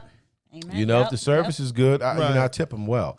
But if they on that personal shit, like they trying to do where you a I can favor. tell that you really don't want to be dealing with me. Right. Oh, I got something for you. Right. Now, I'm not going to leave them nothing. Right. I want to insult you. I'm going to leave you 52 cents. Right. Like I don't like tipping drivers who bring your food to you. Right. Not because I don't want to. You did nothing. You did nothing. Yeah. You put it in your car and drove it over there. Right. You know what I'm saying? You come to the door, you're looking at me like, because you brought it, they say 35, 40 minutes. You got here in 40. Yeah. I do tip the drivers when I get carry out, but it's only because I don't want them tainting my food. And then when they backed up and then my order come in, I want the driver to say, no, I'm taking his right now, because he always tips good. Right. If they know you tip, they going to bring your food through. But that has to be at a spot that you're frequent with. Right, true. Because if you just, like, one day I got some Applebee's the other day. I was going to Applebee's a little late. Applebee's runs a little late. So I get the food, man, the steak, like somebody just threw it in, like it was a frisbee. Yes. But mashed potatoes I'm smashed. sure that's what they did. Listen, mashed it, smashed it, gets the down thing. It looked like a kid's meal. and they charged me $40 some odd dollars. Right. And he Just listen. making potatoes. I wrote my name so fast on that daggone ticket. Matter of fact, I said, man, Yeah, and that's why and I can't do DoorDash and all that, man. Yeah, because it was Grubhub. You know, yeah. You order something, it'd be $12.99. They'd be like, that'd be $48.70. Like, hold up, what? I thought this was $13. Well, you know, you got to pay the driver. Like, yeah, come you on, gotta bro. Pay the driver, and then it's crazy. Delivery charge, Right. But the taxes. Like, I don't want to, you don't want to shame nobody with toxic relationship because everybody plays a major part in that. Yeah. Because the only way a person can spend your money is if you allow it. There True. you go. Yeah. True. So if very you don't, true. If you don't allow it, Right. Like a closed mouth don't get fed. True. Yeah. So you come in there one day, hey, you want to go out tonight? Right. Nah, I'm not really feeling like it tonight. Right? Good man or female. You sure you want to go? Yeah, I go out tonight. And then you get to the restaurant, you will start limiting the money. Talking about, well, I want this, I want that. Oh, wait a minute. Right, I didn't prepare for that. You know what I like? People who invite you to come out and then don't want to pay nothing. Like, hold up, man. You said you was taking me to lunch. Well, I didn't know this was a Dutch thing. You invited He me going to through some lunch, things, man. okay? Right. She's So you get up there. Like if I invite you to lunch, if I invite y'all out to lunch, but hey, meet me at Panera Thursday at 1:00. Right. I'm paying for your lunch. That's why I'm inviting you to lunch. I'm not Right. inviting you to spend your money. Right. But that's what people do. Yeah. You know what I mean? Come on out for lunch Thursday, man. Like, all right, man, thank you. Cool. You get there, they're like, yo, I'm not paying for it. I'm just saying we gonna We be should here. meet up. Bruh, stop Nah, inviting me. The worst is they be like, yeah, so you eat, you get your food or whatever, because you're not paying in no mind. Right. You don't order next thing you know, they like, they're like, so how are we doing this? Give me 2 separate checks. Wait a minute. Or they looking at you like they like you supposed to be paying. Right. The waitress like, are these checks separate? Yeah, they separate. It's 11 of y'all. It's still separate. Right. You know what I'm saying? So look, so maybe the toxic relationship is really with a person in their money. Like, you ain't respecting your money. If your money could talk, your money be like, yo, you don't respect me, bro. I had a You scary, know? Yes. You know what I mean? Go ahead. I had a scary event. Like I said, I don't know if I told you where my first time meeting my brother for the first time in over 30 years. I haven't seen him. Like I said, he took us out, Right. treated everybody. It's nice though. But before the end of the night he said, I'm gonna step outside. Now, mind you, we drinking double shots of everything, steak dinners and all that. So the guy gave me the tab. And I happened to look at the tab, it said $400 some odd dollars. Now he walked outside. Now, mind you, I just met my brother for the first time. So you don't know what's about to happen So here. I'm on a You see me like, so what happened? so I'm on a bounce mode, but I'm a little too tipsy to run. Right. So I'm like, but he gave me his card. But I said, he could, I've been in places where you got phony cards. Oh, yeah. So it had his name on, reading his name. I'm like, I got the praying roll, sweating like, Lord, Yeah. like, Lord, At least please. they ain't hit you with that. I'm going to the bathroom. I use the bathroom. I'll be He back. did, but that's what I'm saying. That's why I was nervous. He said, Yeah, I didn't hear that part. right. He said, Someone "Use the step out bathroom." real quick. He said, "Use the bathroom. I'll be right back." What you mean Oh, right not now? the bathroom trick. I'm like this with the You can card. wait. I'm like with the card, like, please, God, don't let him burn me like this. I said, yo, and I was so nervous because I said, yo, I had a good time, but it's almost $500. Woo. So when he came back in there, I said, whew. But that right there, I felt what you was talking about as the band. Right. Because I was nervous. 'Cause Right. The busboy keep walking back and forth. Like, you going to take care of the tab? I'm like, yo, he said he in the bathroom. He's in the bathroom. Because it's a big tab. You know what I'm saying? So he keep coming back and forth. And Stop sweating me. he took 10 Under the minutes. pressure. It took like 10 minutes, and I'm like this, like, oh my God, he's taking forever. Right. Yo, walk by, like, yo. I'm like, yo, he said he coming back. Yeah. right? So then he go, next thing he's like, yo. Like, brother, Don't I know make we eye just met, contact. but you can't outrun a description. Right. Don't make me tell on you. So finally he come back, he take it. Then he look at the receipt, was like, Yipes. nah. He was Took like, care of that he was though, like, nah, right? you know what? Got I this. got this. Yeah, it's worth it. First time meeting Well, this that fan. was a good story. Right. Yeah, but I was nervous. Like, uh-oh. That was a big tab. And then on Oh, top of that, man. I thought I was going to have to pay for it. But I ended up giving my girl my card the day before. Mm-hmm. So if I did what I had to pay for it, I didn't have my card in my wallet. Ooh, yeah. Get to roll them sleeves up. That's- Be going to the manager like, is sounds like there that's anything we can do worse. to work this out that doesn't involve the police? Right. Right? Yeah, that was crazy. But that plays like with the toxic relationships, stuff like that. It could have went down bad for him. Yeah. I do want to touch on that though, to kind you brought it up about toxic relationships with money. Yeah. That it's funny because when you are in when you're talking about like 10 ways to go broke, right? When you're talking about going broke and stuff, when you are in a toxic relationship with money, when you don't respect money, when you don't respect, the money's hustle, because like I said, money don't sweat, right? No. You make it work for you. But when you don't respect the process, when you don't respect money, it shows. Yes, Because it if you don't does. tell money where it goes, That's right. it ain't going. It ain't going to your pockets. Money's like Oh, currency. It's like yeah. electricity. It flows. Is it going? Is it flowing? Is it going to you or away from you? Yeah, I You know got what something mean? on that. I'm gonna So, hold it yeah. for number 8. Yeah, I agree. Right. So I just, so yeah, that's you said something like that, about toxic relationships. So yeah. I just All wanted right, to let's talk move on. respect Number it. 6. Yep. All right, number 6. 10 ways to go broke. No discipline. Bullseye. Bullseye, right? Bing. Discipline. So how do you get discipline with money, Miss Morgan? How do you develop it? Yeah, there you go. Keyword, develop. Yeah, you have to develop. You're definitely Yes. going to have to develop You have it. to develop it. And honestly, it really does start at a young age. I mean, my son, he just turned 4, right? And I tell him, I said, hey, baby, I said, what do you want? I said, do you want $1 or $5? I said, with $1, you can buy one thing. I Right. said, with $5, you can buy 5 things, baby. I said, what do you want? $1, $5? He says, Mommy, $5. And I said, oh, really? I said, what? Why you want 5? He said, because I want to buy 5 things. Right. I said, my baby's so smart. I was like, you go, boy. Mwah, you Right, go, right.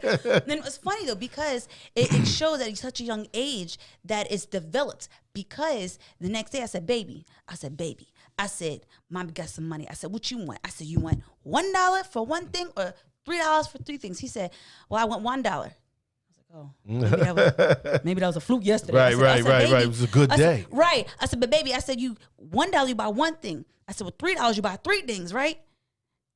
What you want? He said, $1, Mommy. I said, okay, but why? He said, well, I only want one thing today. I don't want 3 things.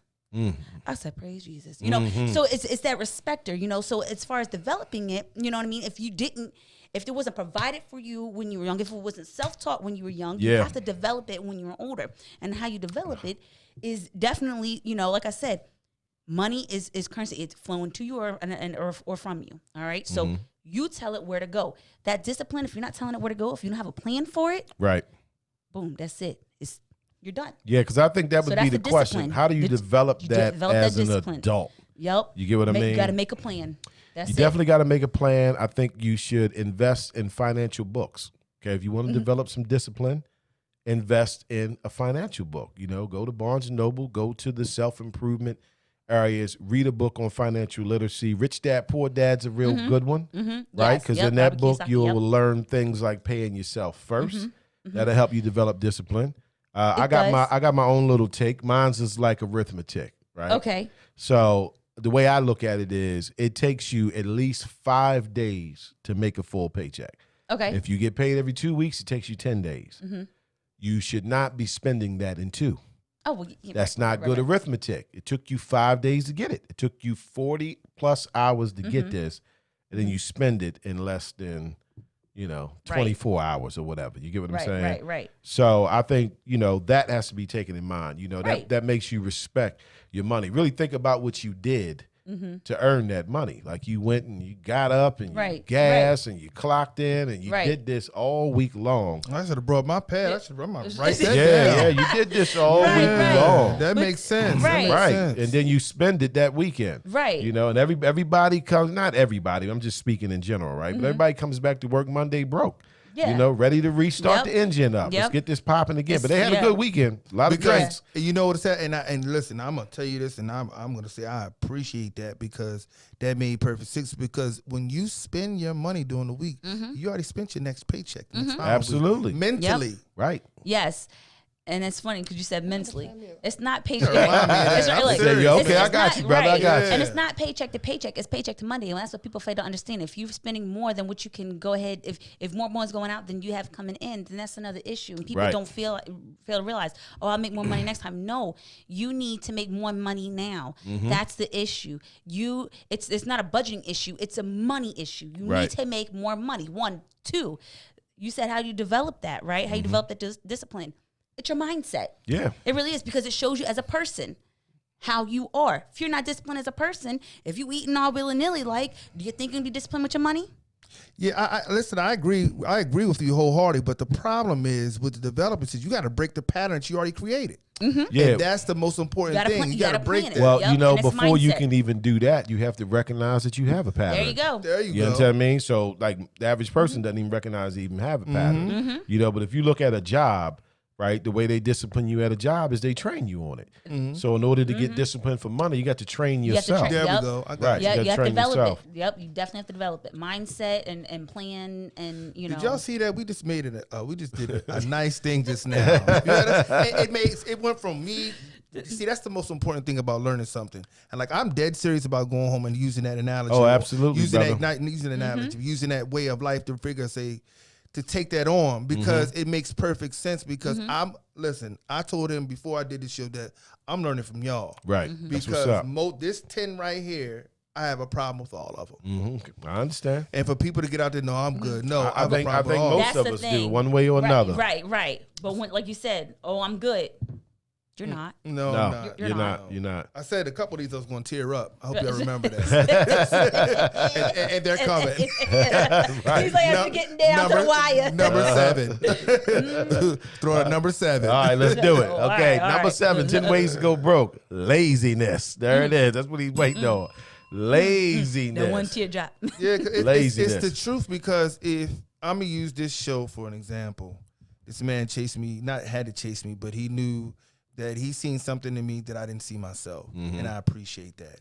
And I used every excuse in the book. I'm tired. This happened at work. And this was something. And this was this. And he was relentless. Like, nah, man, I ain't trying to hear that today. Right. Yeah, you you got go. more excuses a little bit. What is it today? What you going to say this today? Right. What is it that? And it's all dealing with laziness. Yeah. And you laying on the couch. Here there's an opportunity to do something great. And I'm sitting on the couch with my Right. shoes off. Right. So this is why I said a tear because for me, I'm not going to lie to nobody, paint this picture like I'm this and I'm that because I'm not. I'm a human being with errors, and I make errors continuously every single day. But this is one of my worst ones. Laziness, huh? I became complacent with it. Right. There you go. Complacency. Yeah, because it's mental laziness that Yeah. leads to Yes. physical Yes. laziness. You know what I mean? You don't want to do nothing. Don't want to do nothing. I'm Don't want to do in there nothing. playing a video game. This man talking about making business moves. I'm in there talking playing, Yeah. shooting a video game like this all day. Like, yo, I can't come right now. I'm saving lives. Right. You know what I'm I'm saying? saving lives. This is important. This whole town's gonna burn if I don't get this right. And nobody wants to admit that. And I'm a firm believer. Like I hate to admit a lot of things, but I'm comfortable doing it. Right. But I hate to admit it. If that makes any sense. Yeah, well, at least you are Right. admitting it. But change and growth is uncomfortable. It's not easy. Hey. It's uncomfortable. Okay, Yeah, you got that for- right. Right. So for you to acknowledge it and for you to actually work on it, that's part of that discipline. You know That what I mean? is. That's part of that. Not being lazy. You know what I mean? So it's like I said, it's that change. And like it should be uncomfortable. Yeah, it because re- it if re- it wasn't uncomfortable, everybody would be. Yeah, everybody would be it great. requires effort. You know what I Yes. mean? Like if you think about life, just general life in this society, you know what I mean? You start from school days, right? Everything's forced upon you. You got to be here at this time. Right. You eat lunch at this time. You go to class at that time, right? So they're prepping you to be an employee. So when you leave Yes. school, whether college or high school, it's the same deal. Yes. You got to be here at this time. Yep. Clock in, clock out. You got to eat lunch at that time, right? Yep. Okay, so that is what helps create the laziness because when it comes to something like learning discipline, you got to do this on your own. There's nobody there telling you to do it. That's why we don't do it. You know what I mean? Right, Because right. we've been conditioned our whole life Right. to be given instructions. Do this, do that. So if you had somebody over you, like in school or like your job, then we would do it. Because you don't got to think about it. Right. But, we don't have that with your free time. So that's where the laziness gets created at, Right. Yep. But I really want to hit number 8 here. 10 ways to go broke. Number 8, no financial literacy or knowledge. So I want to tie this into the laziness. See, go get a book. You know what I mean? A lot of people don't want to read. I don't think they fully understand how much that is hurting you in your life. Yep. Whether it's financial literacy, the Bible, you understand what I mean? Anything. Right. Self-improvement books, like everything you need to know, everything. self-development, right? It's in books. So if you are too mentally lazy to read a book, or at least get the damn audio book and listen to it, right? You are keeping yourself stagnant because no one else is going to take time out and just grab you up and mentor you to learning financial literacy. Money is like anything else. If you want to be good at anything, baseball, basketball, being a lawyer, right? Being an accountant, it all deals with practice. Yes. Okay, so in order for you to be good with your money, Yes. you got to practice. Amen. In order to practice, you got to learn what it is you need to practice. Yes. You're going to learn that from financial books. Yes. Or you can watch the Black Bottom Man radio There you show go. when Brother Mike goes over financial literacy. So yeah, no financial literacy or no knowledge of money. Money is something that they gave us on a one-sided scale. Yeah. What they taught you was to spend it. Yes. That's it. Yep. If you don't know the rules, how are you going to win the game? If How don't are you know the even rules of going to money play the game? Exactly. You And understand what I mean? and whenever I sit down with somebody, I'm like, my number one thing first is to educate you. Right. That's my number. Implementation is second. Education is first, because here's the thing: if I'm just telling you what to do and everything, how do you know? You don't know, because when the next Joe Schmo comes around and takes advantage of you, I'm gonna tell you what, you ain't gonna say, well, Amber, you ain't. Right. I educated you. What you do with it is on you. Education without implementation, or anything without implementation, is just interesting. It's just right. there. It's just Listen, interesting. I like that. Without implementation. I I'm just almost saying. said when he said practice, I would say like AI said practice. Practice. All this Man, we laying- talking about practice. And practice the right way. the Listen, right way. all this laying down I'm doing, all this extra sleep, and you talking about You practice? talking about practice? Man, please. I just ate good today. You Right. talking You about practice. Man, I'm about to go to sleep now. Yeah, that's what it is, brother. Practice. Yeah. That's the Yeah. only way you can get it. Financial literacy is not taught on any level of school.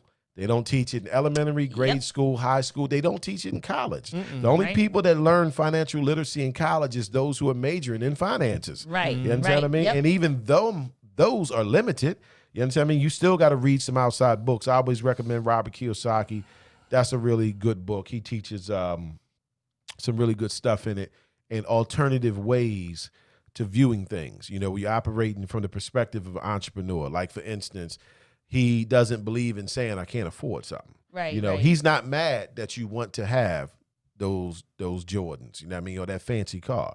He's just saying the way you've been going about getting it Yeah. is wrong. Okay. Right. You Okay. understand what I mean? Like, I don't Right. mind that you want to Yeah. have that. Nice Yeah. things. What Yes. I have a problem with Yes. is the way that you want to get it. You want to take money that you busted your ass and worked hard for to get it. He said that's wrong. You know, like, you want to take that money and give that money a job. Like, that's Right. why, like, Yep. you know, when I'm Money don't having, sweat. you know, I guess counseling or whatever with people on finances, and they at a point where they want to get a part-time job, I always tell them, don't do it. Don't get a part-time job, because that means you have the mentality of thinking that when you need more money, you have to go work harder to get it. You have to have an entrepreneur's mindset. No entrepreneur, when they need more money, thinks about getting a job. We figure out other ways to make money. Don't go get a part-time job. Figure out something that you are talented in, something that you can do that can bring you extra money. So it's the same with if you want that fancy car or whatever you want. Don't get it from your hard-earned worked money. Take that money, put it towards something else, make money from that, and then make it pay for that. There you go. You know, like Yep. I got my son started with a vending company, you know, where we got candy machines, right? You know, and it's my company, but I brought him in on it, you know what I mean? And I Right. eventually want to turn it completely over to him. So there's certain things that I wanted. I'll be honest with you, I wanted another pair of J's. You get what I'm saying? And the pair that I wanted, they don't make them no more. It's only one spot that got it. They want $400 for them. I'm not paying $400 for no sneakers. But that candy machine will. You understand what I'm saying? I'm not paying make for your that money out of work my for you. money. Yep. Yeah, but I'm going to collect these quarters until I get the money to buy it. That didn't come out my income. See, that's what the financial literacy, that's what you learn from it. Right. Don't you go work hard for money. Rich people don't work hard for money. Now, I'm not rich. You know what I mean? I just know this from reading their books. I read their books. Millionaire Next Door, Millionaire Mind, Rich Dad, Poor Dad's Guide to Investment. You know, I read these books. You know, I'm a master barber by trade. It's a book I read over 20 years ago. It's called The Wealthy Barber. This dude was a barber. This dude was a barber and had like a couple million in the bank. And it was all because he took his money and he put his money to work. Yep. You know, he like, I'm just a barber. You know, he was making probably $30,000 a year. But with that $30,000, he was taking that money and not buying liabilities. He was buying assets. That's the key to the game. Yeah. So it takes practice to get there, but you won't even have this knowledge if you're not going to take time out to read a book. Exactly. Because that's where it's all at. Exactly. It's funny because I know I mentioned it before, but True Wealth Starts in the Mind by Lisa M. Jones, right? There's a part in there, and someone explained their story. Like, I didn't grow up like knowing, you know, what to do with money and how to make money. He was like, you know, I didn't, you know, like you said, you just got to be developed and stuff like that. And he was like, I didn't know any of that stuff. Right. But he educated himself that's on right. it, and that's how he turned himself into, you know, a multimillionaire. That's it. Because he read and he educated himself and he got familiar with it. Because like I said before, if you don't know the rules, how are you going to win? How are you going to win if you don't know the rules to this game? That's right. This is it's a money game. Yes. You know, that was the only part Steve Harvey was right on. You know, it is the money game. Everything else he was wrong on, right? Yes, money's right up there with breathing, I tell you that. Yeah, it's the money game. And they just taught us to work hard for it and then go play even harder with it. You know what I mean? Oh, money's not everything. Okay, try to live without it.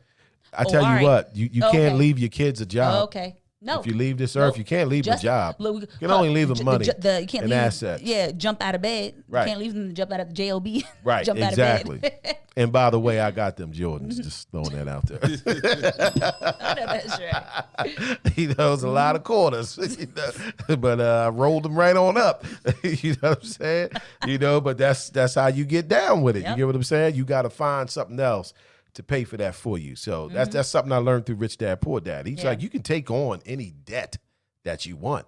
Yeah. Just make sure you ain't paying for it. Right. You get what I'm saying? So it may be technically your debt. And that's the same with people with rental property. A person with rental property, they have the debt of that house for $100,000.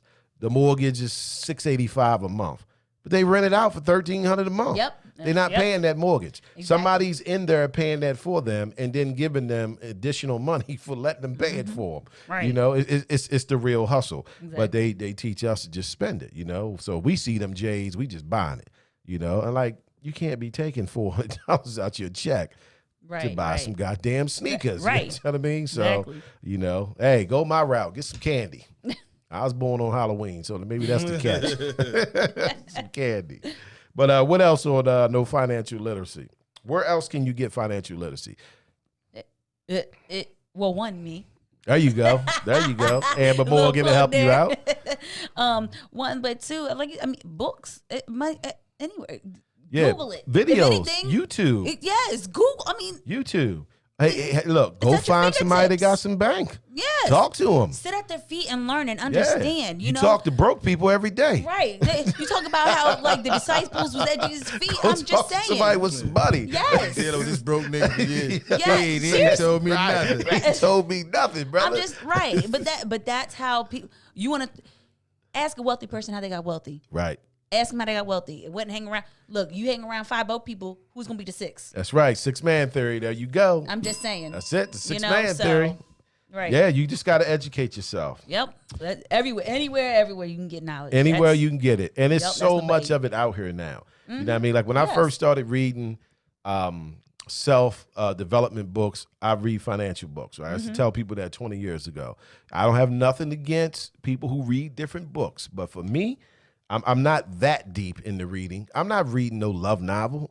You know what I mean? I'm not reading a Stephen King novel. For what, man? You know what I mean? Like if I'm going to read a book that's going to help develop me. I can catch the movie on all the rest of that stuff, right? Right. But I come from the era where you had to do all the reading.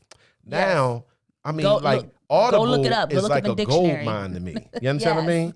Like you don't even have to read books no more. Like you can have someone read it to you. Yeah. Chapter Yeah. 1. Right, seriously. You understand what I'm saying? Like it's just no excuse. I used to dread You know? asking how to spell something or what the word meant because you go get the dictionary. I keep a little pocket dictionary with me. Really? If it comes across a word I don't know, See, look, and nowadays all you Okay, you all don't right, I even see have what to- that means. Look, you don't even have to type it in. Siri. even better. That's what I'm saying. Even better. We are in the information age. Yes. It is no reason. What's out my mouth? It's no reason for anybody not to advance themselves. Right, exactly. So this goes back to the laziness. That- You just don't want to put the effort in. There you go. Right. You know, you don't understand. All play, no work. That's right. Derek Well, said, "Stop talking everything in about life me." is a sacrifice. You cannot achieve anything that is worth achieving Yep. requires sacrifice. There you go. The only thing that's not worth that doesn't require sacrifice is things that's not worth achieving. Mm-hmm. It's no big deal. But if it's anything that's worth achieving in your life, it's going to require sacrifice. So Right, some of that right. sacrifice is going to be time management. I've done shows on this. You have to take time out to read a Yes. book or listen to an audio Yes, book. yeah. You understand me? Watch a video on YouTube. Study, program your mind on some different things. And and I know from personal experience, a lot of us don't even know how intelligent we really are. Right. Because you stay plugged into nonsense. You understand what I mean? Stay, every time you get in the car, you listen to the radio. If you're sitting somewhere, you looking at your phone, you're on Facebook. When you home, you watching shows that make you laugh or scary shows. It's constant bombardment of BS, right? You bombarding your mind with BS. And then you wonder why you are mentally lazy. You're not putting nothing in there that's going to energize you to make you want to do something. Yep. You have to take control of what you put in your mind. Yes. And when you do that, you start finding out that you're way more intelligent than what you thought.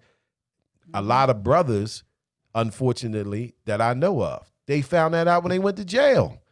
When they got sit down and couldn't Yes, do right. nothing else, and they like, right. hey, you can read a book. You understand what I mean? This brother got 400 years. He got 2 masters already. You get what I'm saying? So Yeah. I'm saying don't wait to get in a situation where you in jail or, you sick and you bedridden, your leg broke or whatever. Like, do it now while you able body. You understand Yep. what I mean? Discipline yourself. Yeah, whatever you're feeding your ear gates is what's controlling you. That's what controls you, man. Yep. And this society that we live in is notorious for feeding you a bunch of BS. Like when I'm in the car, I'm doing one of two things. I'm either riding in silence a lot or I'm listening to an audio book, right? When I play music, it probably represents maybe 5% of the time that I'm in the car. Right. So I try to use every opportunity to increase my intelligence on whatever subject I'm studying. Sometimes, as a Hebrew, it's about the Most High God. Sometimes it's about finances. Sometimes Right. it's about improving my brand. But it's always something that's driving me to keep on pushing, because that's the only way I'm going to get it. I'm not going to get it, if I don't do anything. So, yeah, the financial literacy ties into the no discipline, ties into the laziness, and no dreams and goals. You got to have dreams and goals. Believe in yourself. Yep. Like we don't believe in ourselves enough. I believe Yes. in me. Yes. I believe I can fly. I believe I can touch the sky. Think About about those it every addictions. night and Think day. about it every day. About those addictions we was talking about earlier, talking about weed freely. Okay. You know what I mean? I believe I can fly. I was that kid. Remember when you was a kid and they told you, you can be anything you want when you grow up. I believed it. Like, really? Really? All right, I like this. Yeah. Kids know what they want to be. Adults don't. My grandmother told me if I look at something hard enough that I can move it.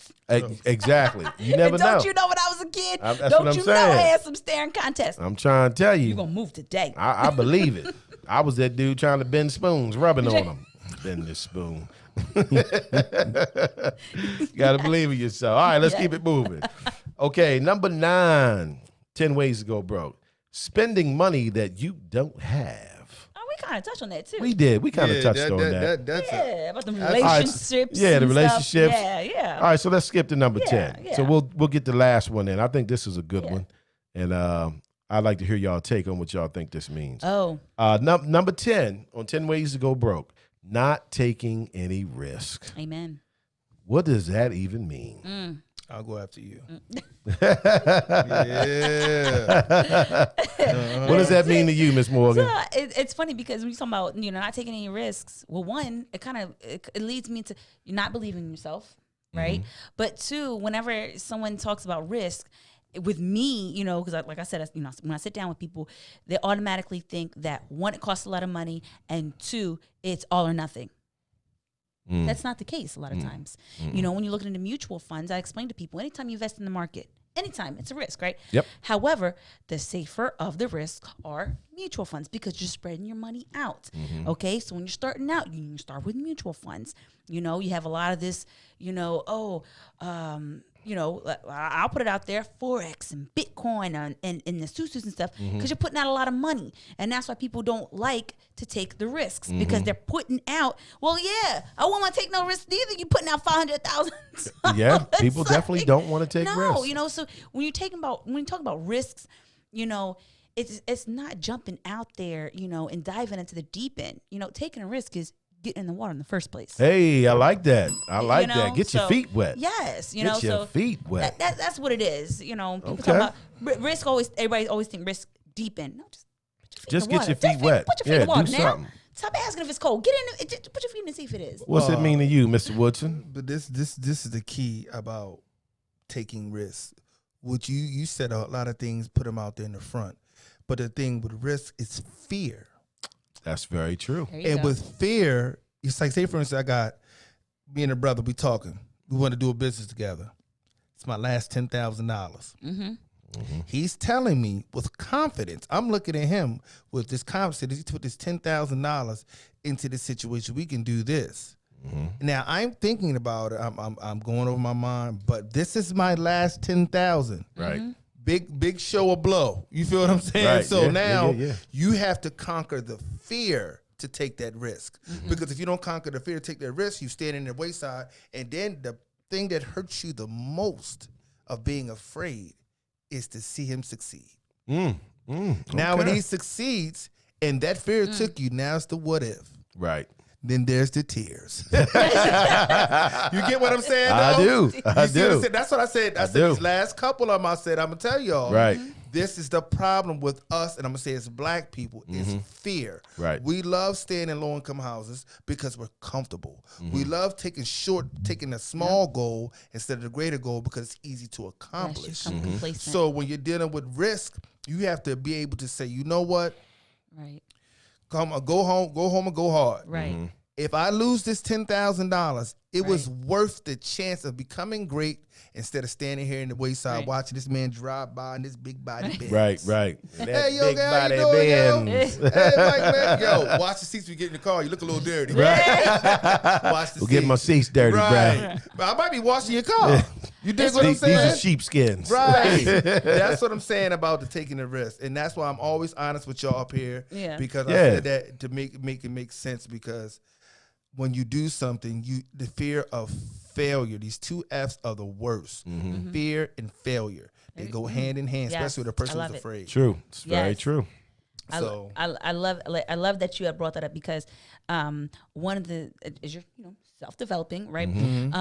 One of the things that I was listening to, or one of the people I should say I was listening to, is Dr. Miles Monroe, and he gives this example. And he gives this example of you have this car, right? Average car can go up to like 120, 140, right? What's the max you've been going in a car? 80, 85. Right. He's like, but the car is made to go 120, 140, 150, depending on what it is, 180, And he's like, what has your culture done to you? Of course, you have speed limits, but, you have like the Autobahns and stuff like that. He's like, I was sitting here. He was like, and I'm going 75 on an Autobahn. Right. There's no speed limit You on can open an it Autobahn. up. Yeah. Yes. He's like, and you're scared. That fear is what you're talking about. That fear. What has your culture done to you? And I think that's it's it's a cultural thing, like you were talking about. You have to understand that, address it, and then, like you said, go for it. Now it might not be, I'm not saying go for the last 10,000. You know me, because I'm the money person. I'm your money coach, right? So don't put it all out there, but take that risk anyways. Okay, so you know what? Can we do maybe half? You know what I mean? Something like that, or figure out another way, but to make it happen. Period. Just make it happen. Figure out another way, but make it happen. Might not be your last, but make it happen. So that's something. Well, maybe, I love that you said that. In reality, both of y'all, that y'all, like I told him before we started this show, that this is an episode for y'all. And I'm comfortable admitting that. I have no shame. Maybe like some of these shows, you can teach a course on fear, because that's what most black people fall victim to, is fear. Yeah, I can tell you what the fear comes from. So the fear, it deals with what you said, with your culture, right? Meaning like the society, not just black culture, right? Yes. Clear that up. The fear comes from what's called an employee state of mind. As an employee, you deal with security. You show up everywhere. You do what you're supposed to do. That guarantees your paycheck. You work hard for your money. When you work hard for your money, it installs a fear in you to take a risk with it, because you know what it took to get that 10 grand. You understand what I mean? Absolutely. It's a lot of hours, right? Right. Whereas like entrepreneurs, see, it just came from their candy machines. They're more likely to risk the money. Right? If shit don't work out, it's like, it ain't like I worked for it. Right. You get what I'm saying? Right. That's true. It's an Very employee true. state of mind that they put upon us. So as employees, we work hard for our money. That makes us fearful to risk it on anything. Okay. We don't understand we're going to spend the money anyway. You get what I'm saying? The money's not going to stay. It's going to go. It's going to go. But we can't handle it going in a lump sum like that, right? Without a guarantee. I have a friend of mine. He's a neighbor. He's a little bit older than me.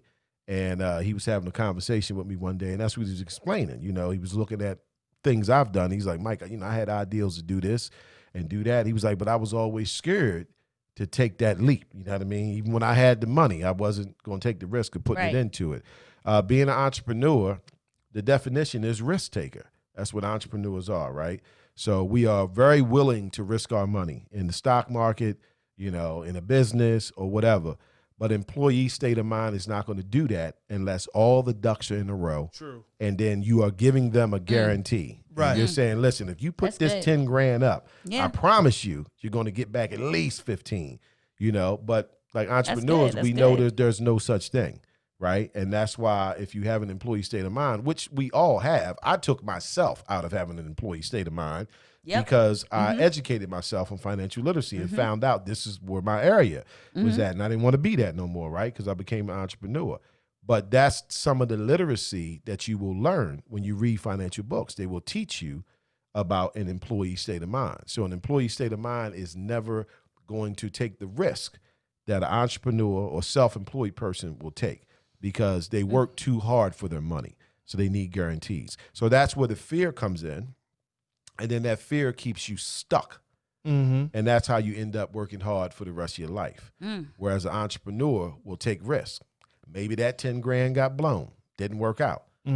Wait till he get another 10 grand. He going to risk that on something else. Right. You get what I'm saying? And then eventually something's going to pop. He's mentally, see, the person, like I said, for me, I'm using myself as the official lamb, is that, the person who's coming with the opportunity, he's already going to do it regardless. Right. He's just lending a helping hand. Right. So therefore, it don't make him or break him. Right. But the point is the opportunity he's giving you or she's giving you, you know what I mean? You got to be able to take that. By you said that employee state of mind. Listen, I there you go. felt that. Yeah, it's real. And there's actually people who won't even offer you an opportunity to get in on a deal. And they'll say, well, I don't think they would be willing to risk that kind of money because they know what you don't know, that you have an employee state of mind. And if they come to offer to you, they don't have time to convince you that all this is going to work out. I'm not in the convincing business, Yeah, baby. I'm not in the convincing Take the business. opportunity, Like, I ain't not. everything's a risk, right? So other self-employed people and entrepreneurs, we understand that. We understand there's no guarantees. The person look at you like, look, man, this could all go bust. So you just got to be willing to lose that 10 grand. But if it goes right, you could double or triple your money. It's taking that risk. But you're going to be hard pressed to get someone to take that risk who works for their money. Yeah, especially that way. Especially when you doing 12-hour shifts. Exactly. You out there working hard. Exactly. You come out, you tell my man, look, let me get this 600. Man, you Right. lost your They would rather revenue. put it in a savings account. Damon Dash on one of his interviews. Might have been the Breakfast Club, but he spoke on that. He said, I'm an entrepreneur. He said, I don't keep no money. They was like, what you mean? He said, I don't keep no money. He said, well, yes, I make money. I got money. But every time I get more money, I dump it into something else. He was like, what good is the money You don't let doing it me if I sit. just leave Yeah. it sitting? Right. Like you said, a savings account ain't even going to draw you 1% on interest. You understand what I mean? So entrepreneurs don't hold money. And that's what he was explaining. I don't hold money. You know what I mean? I take that money, I put it towards something else. Good. Yep. Hopefully it work out. You know what I mean? If it don't Shout work out out, to Dame Dash. yeah, shout out to Dame Dash. And like they was mad at Dame about that. they was. Dame just didn't know how to articulate it without him coming off like an asshole. He got that Harlem shit with him, right? Yeah. So Dame was like, you know, he was on some shit like, y'all ain't no bosses. You know what I mean? How you a boss if somebody sign your paycheck? See, they got a little offended by that. But what he was just trying to say is, yes, you're making money. But Yes. someone still controls what's going to happen with your life and your money. With him, it's not. And I get it, and it makes it seem like he's a jerk or whatever. But Right, because I don't think he's an asshole. I think he's just direct. My thing is, I would love to get around him. My thing is this: is that he said, "Why should I change when I'm no lesser than you? Man, talk to me, brother. I'm no lesser than you. Why I gotta sit That's there? right. That's why the separation from Rockefeller came, because Jay-Z would come in there and want to talk their talk. Dame said, "No, I'm talking what I want to talk. Right. This is my money. That's right. I'm running my money. And y'all need me. We don't need y'all. We are the culture. Listen, we have an understanding where you're a distributor. See, that's what people fail to realize. All they were distributors. Right. We are the backbone of this. That's right. So we cut y'all a check, That's right. kick my music out. And that's the same on all levels. Right. You know, even if it's a warehouse, right? That's a bunch of minorities, black people and Mexicans in the back of that warehouse, and it's a bunch of white people in the front. Let's just keep it real in the business support area. And the workhorses get treated bad. But if every workhorse walked out of that company would be jacked up. There you go. Because some people in the front can't do that work. But it's the game of making you think that they're more important than you. And they really ain't. They don't know how to load that truck. The best example what happened, know how to pick them orders. not too long ago, and I don't know if people paid attention to it. When the NBA stopped playing basketball for that issue, if they would have never went back, that would have broke the bank. It would have broke the bank. But good old Barack from behind the scenes. Oh, yeah. And said, and I had a deal with my lady. We was talking about it, and she was more like, no, he didn't do this. No, the problem was the puppet master that they are. We'll get the black man talk to the other black man. That's right. And get them to come back and play basketball. Now you're playing with police brutality in your shirt. Yeah, that's all well and fine. But we not trying to, we didn't spoke police brutality. We didn't said all this stuff. The problem is we need to break the bank. Right. So now if they never played together, they broke the bank. And he was able to capitalize on that because though they make a bunch of money, it's still an employee state of mind. You understand what I'm saying? And so he knows the fear is already in them. All he's got to do is go feed it. Like, man, what about your family? You know Exactly. What I mean? That's the like, point. you got $16 million in the bank and you scared Yo, of. I was so mad. Like, yo, That's we what get I'm saying. paid $600 a week Right. working hard, and half of the guys on the bench are getting $500,000 to sit on a Exactly, bench. because they're being told what to do. If they walk away from that, they on their own. Right. Even with that 16 million, even with that 500,000, they don't know what to do with it. So even though they making big money, they still employees. Absolutely. You understand what I'm saying? Yes. They still have an Yes, employee that's- state of mind. You know, so they scared That's why I to try to walk away from educate that on it. job. The Yes. same way people keep jobs they don't like. They Yep. scared to walk away from that job. And nobody ever told them that you can take the money that you make and just simply do better things with it. I mean, like I said, the conversation earlier that I've had with a couple people, imagine me telling somebody they telling me they having financial problems and they about to go get this second job. And I'm like, don't do it. And they like, what do you mean Right. don't do it? Like I need the right. money. Yeah, but you don't understand how money works. You need the money because you don't respect money. Right. You understand what I mean? So when you get a second job, you're not going to respect that money either. Like most people get a part-time job for a particular situation that they're dealing with, right?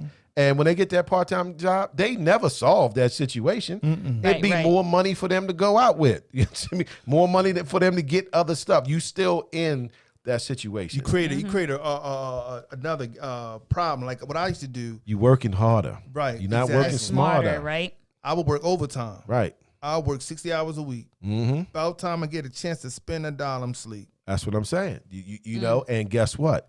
As you get older, your body breaks down Yes, from it it. does. You understand what I mean? All you got to do is look in the community. You see all kinds of older black people. They done gave some company 30 years of their life. Now they got diabetes. Their feet be swelling up. You understand what I mean? They sick. And you know, if you know anything Back about me a out. workhorse, what do they do with workhorses when Put they? 'em down. That's right. Take you out out back, back shoot and you in your head, man. But they just give you a pink slip. Yeah. You know, that's the bullet. You understand what I mean? Like, yeah, sorry you're going through that, but we got to let you go. You know, you People get emotional. can't even It's do a 2 job. trucks anymore. That's what I'm saying. Like, people get emotional. It's a job. It's business. That's Take right. the emotion out of it. Take your It's emotion out of business. it. It's Learn not to get out of your it. job, and that's where people, fail to have that. People have the mentality, my job. No, it's not. Yeah. It's a position. It's filled. You can't do it. Next. And see, somebody like Damon Dash, you know, Damon was like, it kills me when people tell me they got a good job. He's like, there's no such thing. Amen. Thank you. Thank You you. know, see, that's And- why and they don't it's- like and- Dame. yeah, Because right. Dame, like, how can any job be good? Right. How can I don't care if they Right. paying you $700,000 a year. They control your money. They Right, control right, your right. life. If they pull that rug from underneath you, Yes. that's ball game. So he Yes. like, how, there's no such thing Yes. as a good job, bro. You're right. You know what I Yep. mean? Like Yep. a job itself, Dame But was we're like, not it's taught just that. bad. We're not educated on. That's why. Right. Go back to. No financial No knowledge. financial you have literacy to- or knowledge. Yes, you have to. Right. It's imperative. People say what you don't know, won't kill you. I promise you, what you don't know will I'm kill trying you. to tell you, And you better know, read. Yo- You better look it up. Yogi you better know, go ahead like and, we and we speak on come it, from you a know? street background, and when we was younger, and I don't condone people doing illegal activities, but I understand it. I do. I understand a Yeah. drug lord. I understand a drug lord saying, "Look, I might not be selling the right product, but I'm not getting no goddamn job." You understand what I'm saying? Like I'm not going to work in somebody's system and struggle. I'ma be I'd good at rather what I'm risk good my at. life going to Yeah, jail, yeah, get yeah. murdered. Guns are blazing. Yeah, guns are blazing. Like it ain't. I'm not. I'm not popularizing the route. I'm just saying I get it. Right. From a business perspective. Right. Like they don't want to. Go be at somebody's job every day, hoping that There you they go. give them 50 cents next year. Yeah, but the thing, I'm gonna go on to in the neighborhoods we come from, and they're not all bad. Let's Right. be clear, but I'm guaranteeing every black neighborhood you go in there and they can teach you how to pay bills. Yeah. And when people fail to realize their definition of bills are different, Mm-hmm. we're gonna put 50 on the cable. Right. We're gonna put 100 on gas Right. and electric. Right.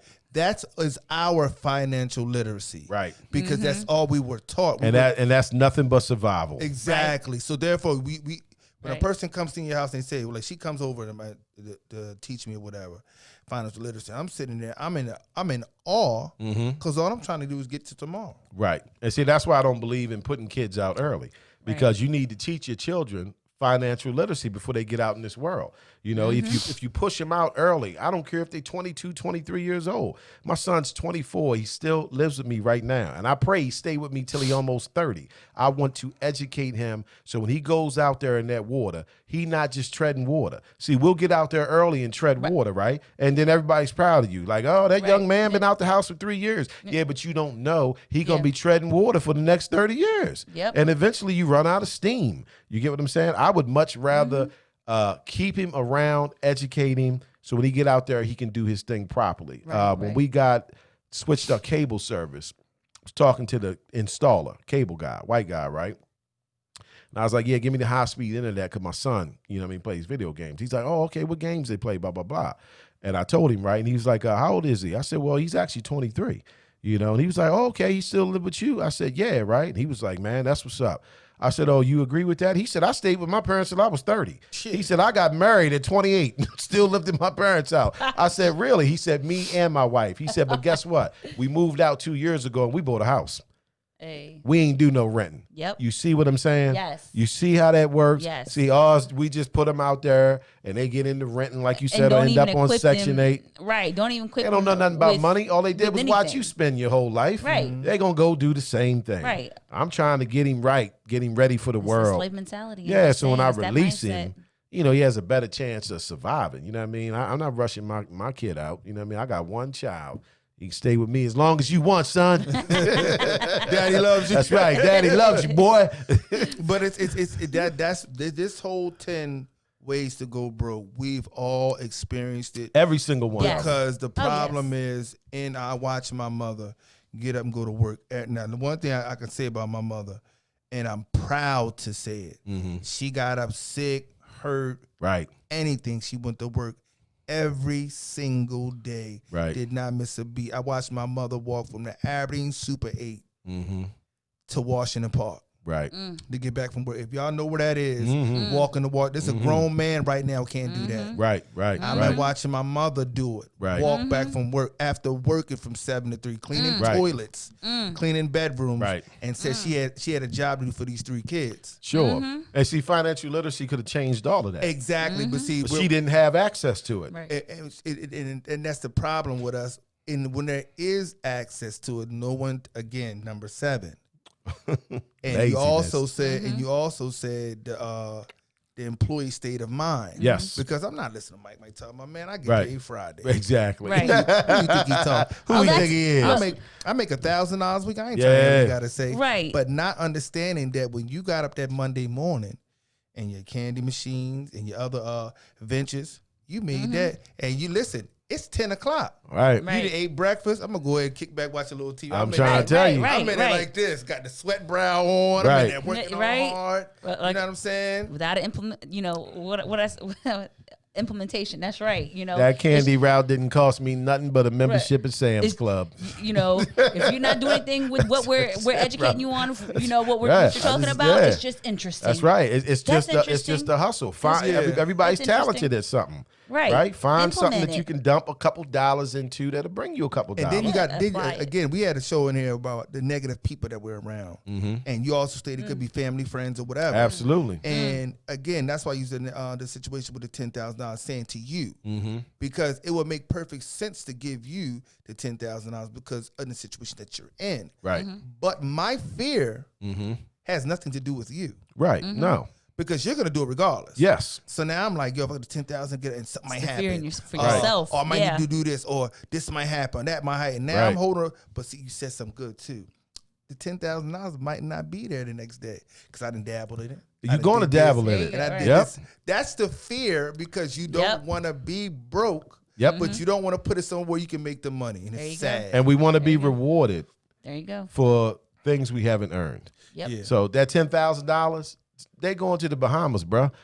You know what I'm Yeah. saying? You know, that's a vacation. Half of that's going to vacation, a cruise, a new Right. car, you know what I mean? Something like that. And I'm not knocking that. I'm just simply saying when the money's gone, it's gone. Yeah. You know what I mean? I would rather dump it into something, like I said, I used the candy route as an example, right? It's going to slowly come back. 25 cents at a time. You understand what I mean? But it's the, coming back. and the candy machines are paid for. Coming back. Yeah, right. they're paid for. All That's I got the to do is find a store that I can put them in. Yep. They in place for the next 10 years. People keep going by, getting sodas, Yep. getting It's M&Ms. that currency. That, like That's I said, right. money's currency. It's going to. That's your coming back. residual income. That's Yep. money I'm not working for. I just get up, take a day. I'm going to go collect the day. Well, the people who are watching this, their employee state of mind is very toxic. It is. And it's no way read for us some to- books on it. Yeah, Yep. like this is my fault, and I'm gonna apologize. And I want y'all to know that every time you see me back on this show, I'm gonna have a pen and pad. Bring a pen and pad, brother. Cause like I said, there's a couple names you said, and the 2-day thing, spending the 5-day money. Right. You know what I mean? That stood out to me because we do it. Yes. I'm gonna Yep. go out here, I get paid. And that's my own theory. Like, I didn't even get that from a book. That was just my own observation. But you'll get stuff very similar to that in, these books. Well, I didn't get to that yet. I got to what you got to. Jim. right. Got you. Stick with yours. That's the problem. That's the problem with us. No one wants to take no advice from no one else. Yeah. You got to see it in the book. Like you're not good enough to teach me Right. something. Yeah, I appreciate So that. I'm gonna Right, take. right. I'm Yeah. gonna take that, and Okay. then Right. the next time we can go to something else. But Yes. for right now, I'm gonna take that. Like you said, name. I want you to reiterate that to me so I can check that out. Okay. And that's it's the truth because that's why we don't have financial literacy. Yeah, you have because to we learn. don't want to listen to a person's teaching. Yeah. Oh, I need to see it in the book. Where you get that from? Well, look, we were systematically programmed to accept teachings from white people, Yeah. not black people. So that's why when we learn things from black people, we put up a little resistance. It's not what we're used to. You know what I mean? Now, like being from Harford County, all the teachers were pretty much white. And then you'll have other people say, well, I went to school in the city. My teachers were black. But they were teaching a white curriculum. Right. So it really doesn't matter what Hey. color the actual teacher is. Right. It's a It's the Eurocentric curriculum. curriculum. And then within that curriculum, they don't teach you about money. They simply teach you how to make it. They teach you how to be a workhorse. Yes. I was gonna say. Oh, the employee. last time you learned about money in school, now this is gonna blow your minds, was the first grade. Right. You remember that book they had with the dollars and the 10 cent and nickel and the Yeah, penny? right. Name some after that when you talk about money. Yeah. There you, I hey. can't come That up is with the nothing. last Yes. Can't come up with Yes. nothing. There you That go. blew my. I just realized Yep. that's the last time you learned about money. Yeah, because Right. you know how to First spend it. grade. Man, they won't even tell you when they change the way money look. You just get it. Like, what the hell is this? Yo, And you know why what? is it blue? You know what? That's crazy. You know what I'm saying? That's crazy because shout out to Blaze. Because remember the first big faces was $50 bills. Yes. They wasn't the 20s. Right. So I had a 50. What Blaze like, let me get change right fast. Sure. Yo, he gave me a 20 and I gave him the change back. He's laughing the whole time. Him and God rest his soul now. He laughing. Right. I'm like, what's so funny, yo? He said, yo, here you are. I can't even do you like that. And I seen the big face 20s. Never even Right, known. 'Cause right. The first big faces was the 50s. Right. Well, I will end it here, right? But I'll leave a little what do I want to call this? A little snippet about money, right? Remember, money used to all be green, right? It's not no more, right? Right. All right. So the next time you get money, $1, a 5, a 10, a 20, a 50, and 100, lay it out, and then lay out Monopoly money beside it. The shit's all the color of the Monopoly money now. Lord. They playing games with us. This has been the Black Bucket Man radio show. They playing games with us. Now, I'm going to tell you what the catch is with that, right? In this life, it's like Monopoly. If you play your life like Monopoly, remember what the object is in Monopoly. You have to accumulate property. Then you put little green houses on it. Once you get 4 little green houses, you trade it in for one big red hotel. That's the secret. They playing a game of Monopoly in real life with us, and that's why they make the money look like Monopoly money. There it is. Check it out. Lay your money out and lay out Monopoly money. You're going to see the 10 is orange, the 100's blue, the 20's blue. It's Monopoly money, man. They playing game. Only that dollar bill's green. But I digress. So anyway, we're going to wrap it up. This has been the Black Bottom Man radio show. 10 ways to go broke. This was a fun show. Yes, it We was. started off a little amped up. We was amped up for y'all. And I hope y'all appreciate it. For Yep. y'all out there that's going to get mad about what I said with voting, hey, do the research. All right. So anyway, we're going to wrap it up. So I appreciate y'all coming out, hanging with me, Miss Amber Morgan, my man Derek Woodson. It's the Black Bottom Man radio show. Make sure you check us out on YouTube and subscribe to the Black Bottom Man channel. And never forget about our awesome apparel. It's all about group economics. This is why we spell buy, B-U-Y, as in purchase. We also got our wristbands back. It's blackbottomman.com. Make sure you check us out. And once again, thank you for tuning in. We heading out, everybody. I'll catch you on the flip side. Peace. Yeah.